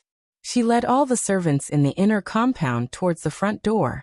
Maybe it was because they hadn't seen their master for many years, but the servants in the Wang Fu all had joyful expressions. They followed behind Chu Qingyan and left. This kind of atmosphere could easily stir emotions. Their steps quickened. When they reached the door, there was still no one on the road. Chu Qingyan said with a smile, Everyone, don't be impatient. His Highness will arrive soon. Everyone needs to show their best side, and let His Highness feel our enthusiasm. When everyone heard this, they immediately puffed out their chests and showed their teeth. They were in high spirits. Seeing this, Chu Qingyan nodded in satisfaction. Seeing that the person hadn't arrived yet, Chu Qingyan wasn't in a hurry. She used this time to ask the servant girls next to her, Hong Yi, is everything ready? Hearing this, Hong Yi bowed and replied, The room was cleaned a few days ago. The bedding has been dried, and the bathrobes and other items have been prepared. Huang Yi is busy in the kitchen right now. She will probably finish preparing the meal in an hour. Chu Qingyan nodded. Huang Yi, I'm not worried when you do things. Receiving this praise, Huang Yi did not become happy. Instead, she felt slightly uncomfortable. She had done these things for so many years, and in her heart, she already thought of herself as the person with the highest authority in the inner courtyard. Now that Wang Fei had said this, it was as though she was below her. In the future, everything had to go through her approval and affirmation. However, she didn't dare to show this uncomfortable emotion, and only smiled in response to Wang Fei. Chu Qingyan didn't detect her abnormality. Maybe it was because she had been by Big Ice Cube's side these years. Big Ice Cube had delegated power to her, and always let her take care of everything around her. Also, she had a large group of people under her command, so her words and actions carried the authority of a person in power. She had just casually asked, but she did not expect that Huang Yi would keep this matter in her heart. At this moment, Jasper's sharp eyes caught sight of a group of people around the corner. She immediately said, "Mistress, His Highness is back." Chu Qingyan raised her head and looked at the end of the street. A tall figure appeared in her field of vision, followed by a neat row of soldiers. However, she only had eyes for the silver figure in the lead. As if sensing her gaze, a hint of gentleness appeared in the other party's cold gaze. She no longer had that unapproachable look. When they arrived at the entrance of the mansion, everyone in the mansion knelt on the ground and saluted excitedly and sincerely. "Welcome back, Your Highness." In the midst of the kneeling crowd, only one person stood in place, smiling as he looked at the person who had jumped off the horse. That was Chu Qingyan. Huang Yi and the others were shocked. Wang Fei dared to stand there like this? Are you not afraid of the Lord's reproach? Yet Xiao dismounted and raised his hand for them to rise. He walked towards Chu Qingyan. His expression was normal, and he did not feel anything was wrong. Only the people who followed them were used to it. Their little Wang Fei was different in their master's heart. In their master's eyes, no matter what little Wang Fei did, as long as it was not harmful, it was right and could be tolerated. If little Wang Fei had to kneel and salute, their master would feel pain, all right? Did the court session in the palace go smoothly today? Chu Qingyan tilted her head and asked with a smile. It was all right. Xiao looked at the obedient person in front of him, and the corner of his mouth rose as he replied. That's good. You've been on the move for so long. Go take a bath and wash away your fatigue. Chu Qingyan raised her eyes and smiled faintly. Xiao nodded. He wanted to reach out to pat her head, but because everyone was watching, he couldn't help but stop the thought. While the two were talking as if there was no one else around, there was a person standing not far away, watching them without blinking. More accurately, his gaze was only on Chu Qingyan. The two faces were red, a smile that could topple a city, another smile that could topple a country. He had not seen her for a few years. The little Yatu that had only reached his chest in the past seemed to have been reborn. She was so beautiful that she did not eat the food of mortals. His steps froze as he did not know how to react. At this time, seeing that the people were about to enter the fu, he could not care anymore. Qingyan. Chu Qingyan was about to turn when she heard someone call her. The voice was familiar, and she couldn't help but turn around. She saw a youth standing in the crowd. He was wearing an aqua blue imperial robe. His appearance was outstanding and he stood out in the crowd. Chu Qingyan said in surprise, "Xiao Ran?" Xiao heard the voice and turned around. When he saw Xiao Ran, he couldn't help but raise an eyebrow. When did this brat follow them? When Chu Qingyan spoke, Xiao Ran's face lit up with an excited smile of reunion after a long separation. He walked in front of her in 3 steps. He had a lot to say on the way here, but when he saw her, he couldn't say a word. In the end, he only said, "Qingyan, long time no see." Seeing an old friend, Chu Qingyan was also very happy. "I thought that I would only see you in 2 days. I didn't think that you would come now. Today, I was ordered to welcome the 3 armies. I thought that you would appear with eldest brother. I didn't think that you would return to the Wangfu first. Once I finished dealing with the matters in the palace, I immediately rushed over." Xiao Su's tone was very fast, his eyes locked onto the person in front of him. He couldn't move his eyes away from the beautiful smile. Seeing that Xiao Ran wanted to stick his eyes to the little fellow, Xiao Su narrowed his eyes. He took a step forward and blocked Xiao Ran's line of sight. He said in a faint voice, "Let's talk inside the fu." Xiao Ran thought about what they were talking about at the gate. He immediately realized and nodded. "Then let's go in first. Eldest brother must be tired and needs to rest first." Chu Qingyan looked at the two brothers and nodded without any objection. "There's a big meal being cooked in the kitchen. Later, everyone will sit around the table to eat. It will be very lively." So the group entered the fu. Hong Yi and the others who were following behind saw that Wang Fei and Master had such a good relationship, as well as her deep friendship with His Highness the Fourth Imperial Prince. They couldn't help but take this Wang Fei seriously. Once they entered the yard, Chu Qingyan was about to follow Xiao Su into the room when Xiao Ran stopped her. "Qingyan, let eldest brother do his work. We haven't seen each other for many years. I have many things I want to talk to you about." Chu Qingyan thought that since the guest had spoken as the host, she shouldn't just leave him here like this. But just as she was about to stop and speak, the big ice cube's eyes looked over. His gaze was cold and carried the feeling of being abandoned. Chu Qingyan blinked. Was she sure she hadn't seen wrong? "Qingyan?" Xiao Ran didn't understand why he was talking to her while she was looking at eldest brother. Chu Qingyan came back to her senses, but the big ice cube only showed his back to her. She weighed the pros and cons and then turned to say to Xiao Ran, "Wait a moment. I'll be back in a bit." Finishing, she turned and walked toward Xiao Su. She was so fast that Xiao Ran didn't even have a chance to stop her.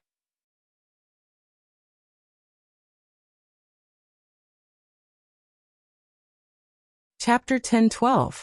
Xiao Ran wanted to call out to her, but the other only gave him a view of her back. He put down his hand and took a deep breath. Forget it, he would wait for her first.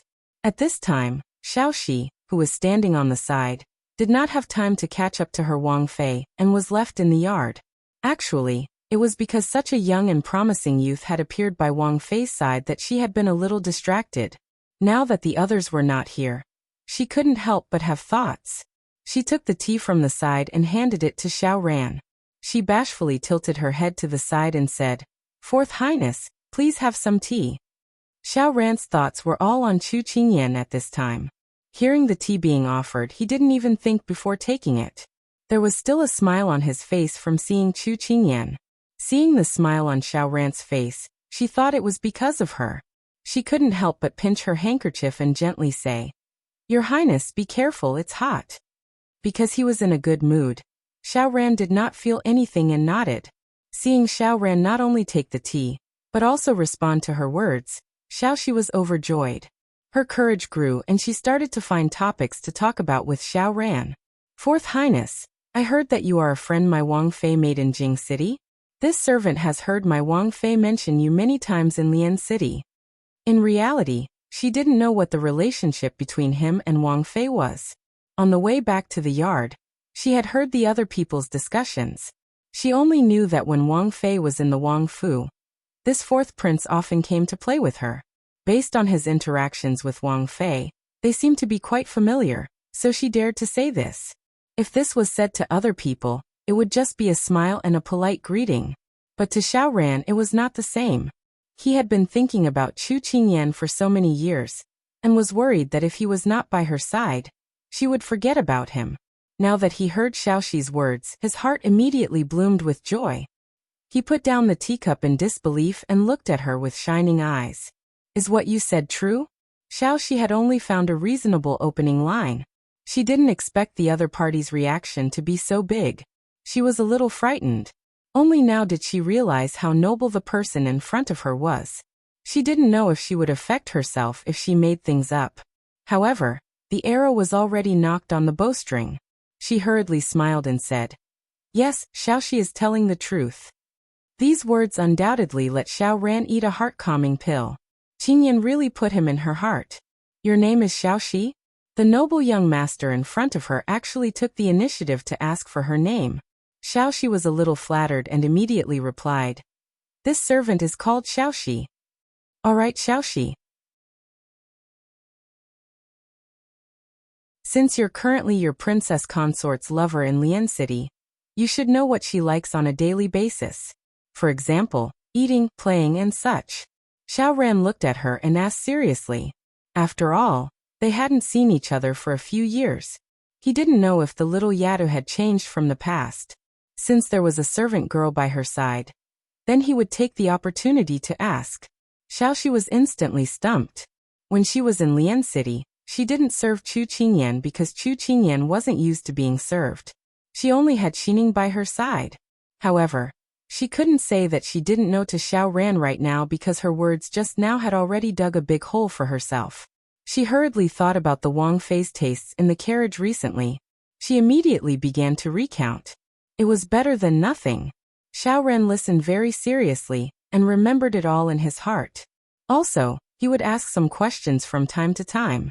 Xiao broke out in a cold sweat from fright. She was especially afraid that she would be exposed. At this time, she really hoped that Wang Fei would hurry back. At this time, Chu Qingyan, who was on her mind, had already entered the room with Xiao Su. Following closely behind were Hong Yi and Lve. Xiao Su took off his helmet. Hong Yi was going to reach out to take it, but she didn't think that Lord's hand would pass by her body and hand it to the person behind her. Chu Qingyan originally thought that she could just wave her hand and not do anything. Looking at the helmet in front of her, the corner of her mouth jerked. This big ice block really held a grudge. Wasn't it just because she hesitated and didn't follow in time? Although she criticized him in her heart, she didn't forget to leave some face for him in front of outsiders. She raised her hand to take it, and then found a place to hang it up. At this time, a certain person started to order people again. Help me undress. This sentence was clearly directed at Chu Qingyan. Hong Yi's raised hand froze. Fortunately, it wasn't too far and Lord and Wang Fei didn't notice. However, it didn't escape Lve's eyes. Lve was responsible for taking care of Xiao Su's daily living arrangements. At this time, she saw that even though Lord and Wang Fei were right in front of her, they seemed to only have eyes for each other. She tactfully said to Hong Yi in a low voice, "There doesn't seem to be anything we can help with here. How about we go down and take care of other things first?" Hong Yi looked at the two masters who cooperated seamlessly and nodded. When there was only Chu Qingyan and Xiao Su left in the room, Chu Qingyan walked around from behind him to in front of him. Her hands were on his waist. As she helped him undress, she said irritably, "What? Once we're back in Jing City and under your control, you're ordering people around? If you're like this on your first day back, who knows how you'll treat me in the future?"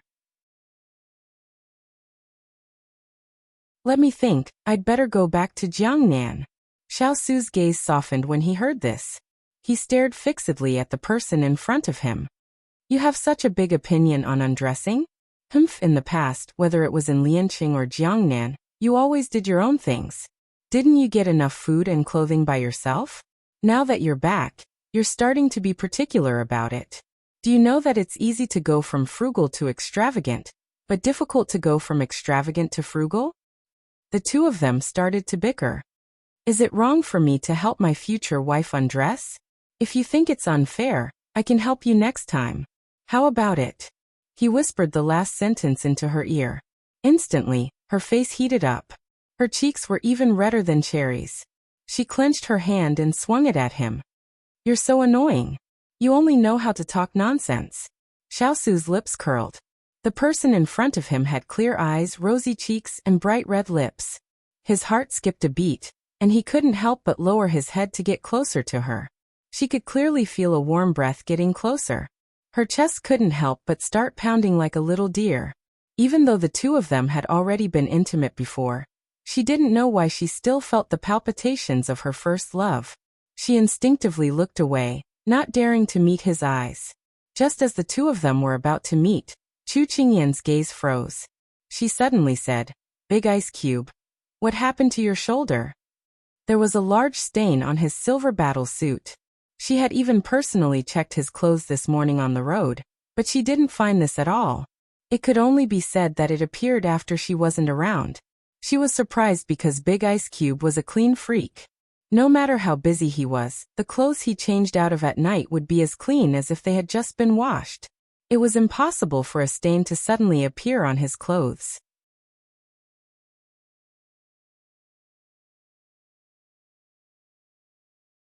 Chapter 10:13. Xiao Su was a bit unwilling to be interrupted, but when he followed her gaze, the fire in his eyes was immediately extinguished. Because he remembered the reason. He didn't want the little fellow to know, but unexpectedly she found out. It's nothing, I accidentally got it. Xiao Su looked away, lowering his head to take off his battle clothes. How could Chu Qingyan believe this? Would someone accidentally pour something on their shoulder? Big ice cube, don't treat me like a 3-year-old child, believing whatever you say. She took a step back, crossing her arms as she looked at him, showing that she didn't believe him. Okay, I'll tell you the truth. Xiao Su was helpless. As expected, he couldn't hide it from her. The battle clothes had already been taken off, and he casually placed it on the crossbar. With a seemingly casual expression, he said, "When I was visiting Imperial Mother today, she accidentally spilled the tea and it just happened to fall on my shoulder. It's not a big deal." In just a few words, the domineering and arrogant atmosphere in Chaoyang Palace was gone. But how could Chu Qingyan not understand the truth behind his words? This matter involved Empress Liang, so Chu Qingyan couldn't ask. She immediately stepped forward, grabbing his white inner clothes with both hands. "That tea must be very hot. Let me see if you're injured." The little fellow didn't continue to pursue the matter, which was unexpected, but it was also what he wanted. It's nothing, my skin is rough and my flesh is thick. This little bit of hot water won't affect me." Xiao Su held her hand and said with a chuckle. "The wind leaves a mark, and the wild goose leaves a sound. Not to mention it's boiling tea. How can it be nothing? I don't care, let go, or I'll go to Chaoyang Palace and find your imperial mother to reason with. How can a person get injured when they come back from the palace?" The more he didn't let her see, the stronger the guess in her heart. She definitely couldn't let the big ice cube get away with it. Hearing her say that she wanted to find Imperial Mother, Xiao Su didn't know why, but he laughed out loud. Chu Qingyan looked up and saw his eyes shining. She couldn't help but ask, "What's wrong with you? Is it very funny?" No. The corners of his mouth were still unable to hide the smile on his face. Chu Qingyan was baffled. At this time he was no longer stopping her. She couldn't care about anything else. She tiptoed and lifted his inner clothes, revealing his shoulders. His shoulders were red with blisters. Because the battle suit was too heavy and too hard, it would rub against the wound when he walked.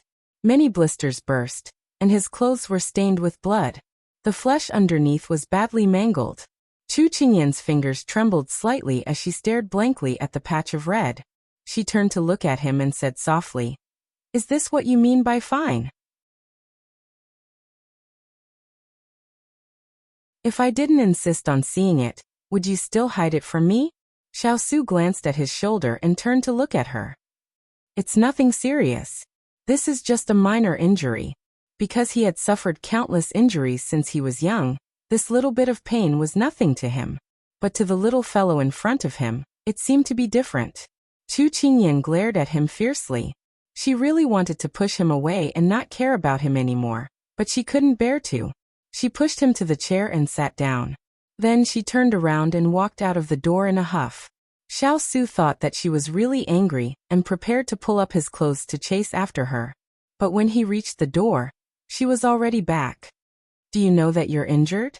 You still dare to run outside? Go over and sit down." Chu Qingyan closed the door and saw the person behind her. She ordered with a serious face. Xiao Su didn't know whether to laugh or cry at her tone.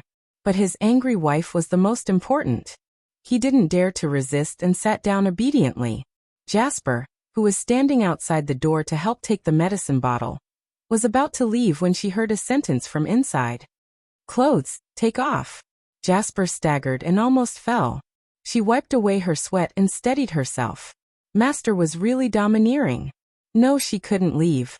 She had to stand guard here.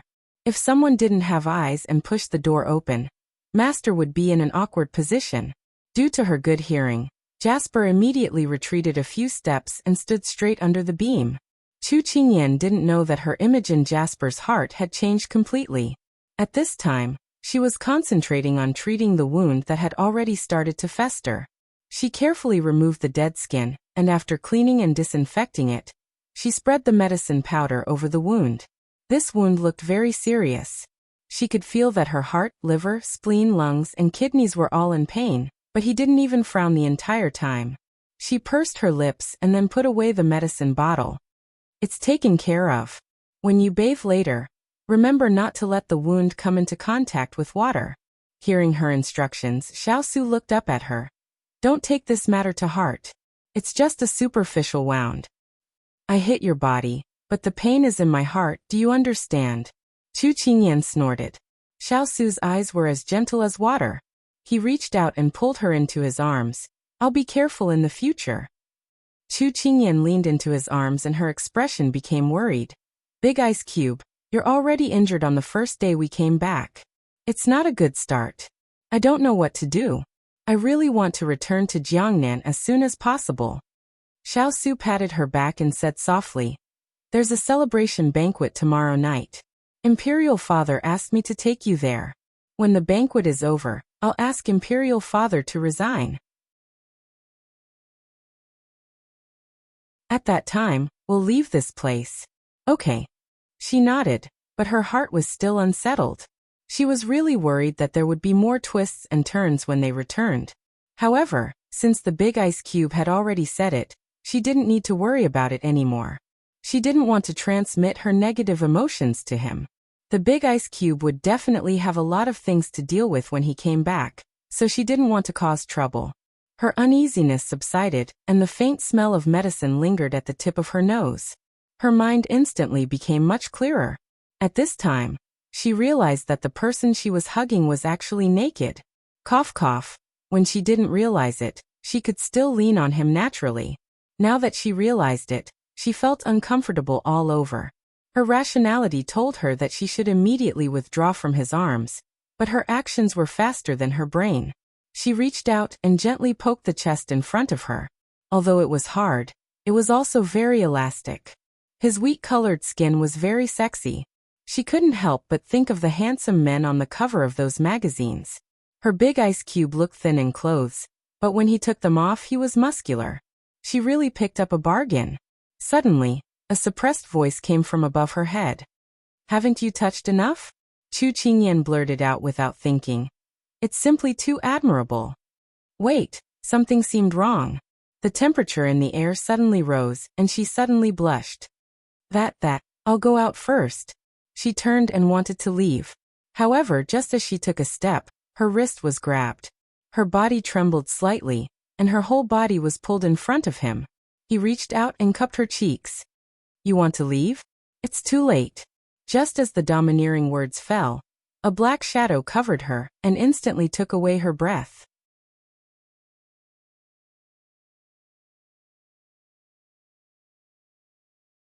Chapter 10:14. When Chu Qingyan left the room, her face was completely red, her lips were bright red, and her eyes were still unfocused. She turned to the side and saw Jasper standing like a pillar.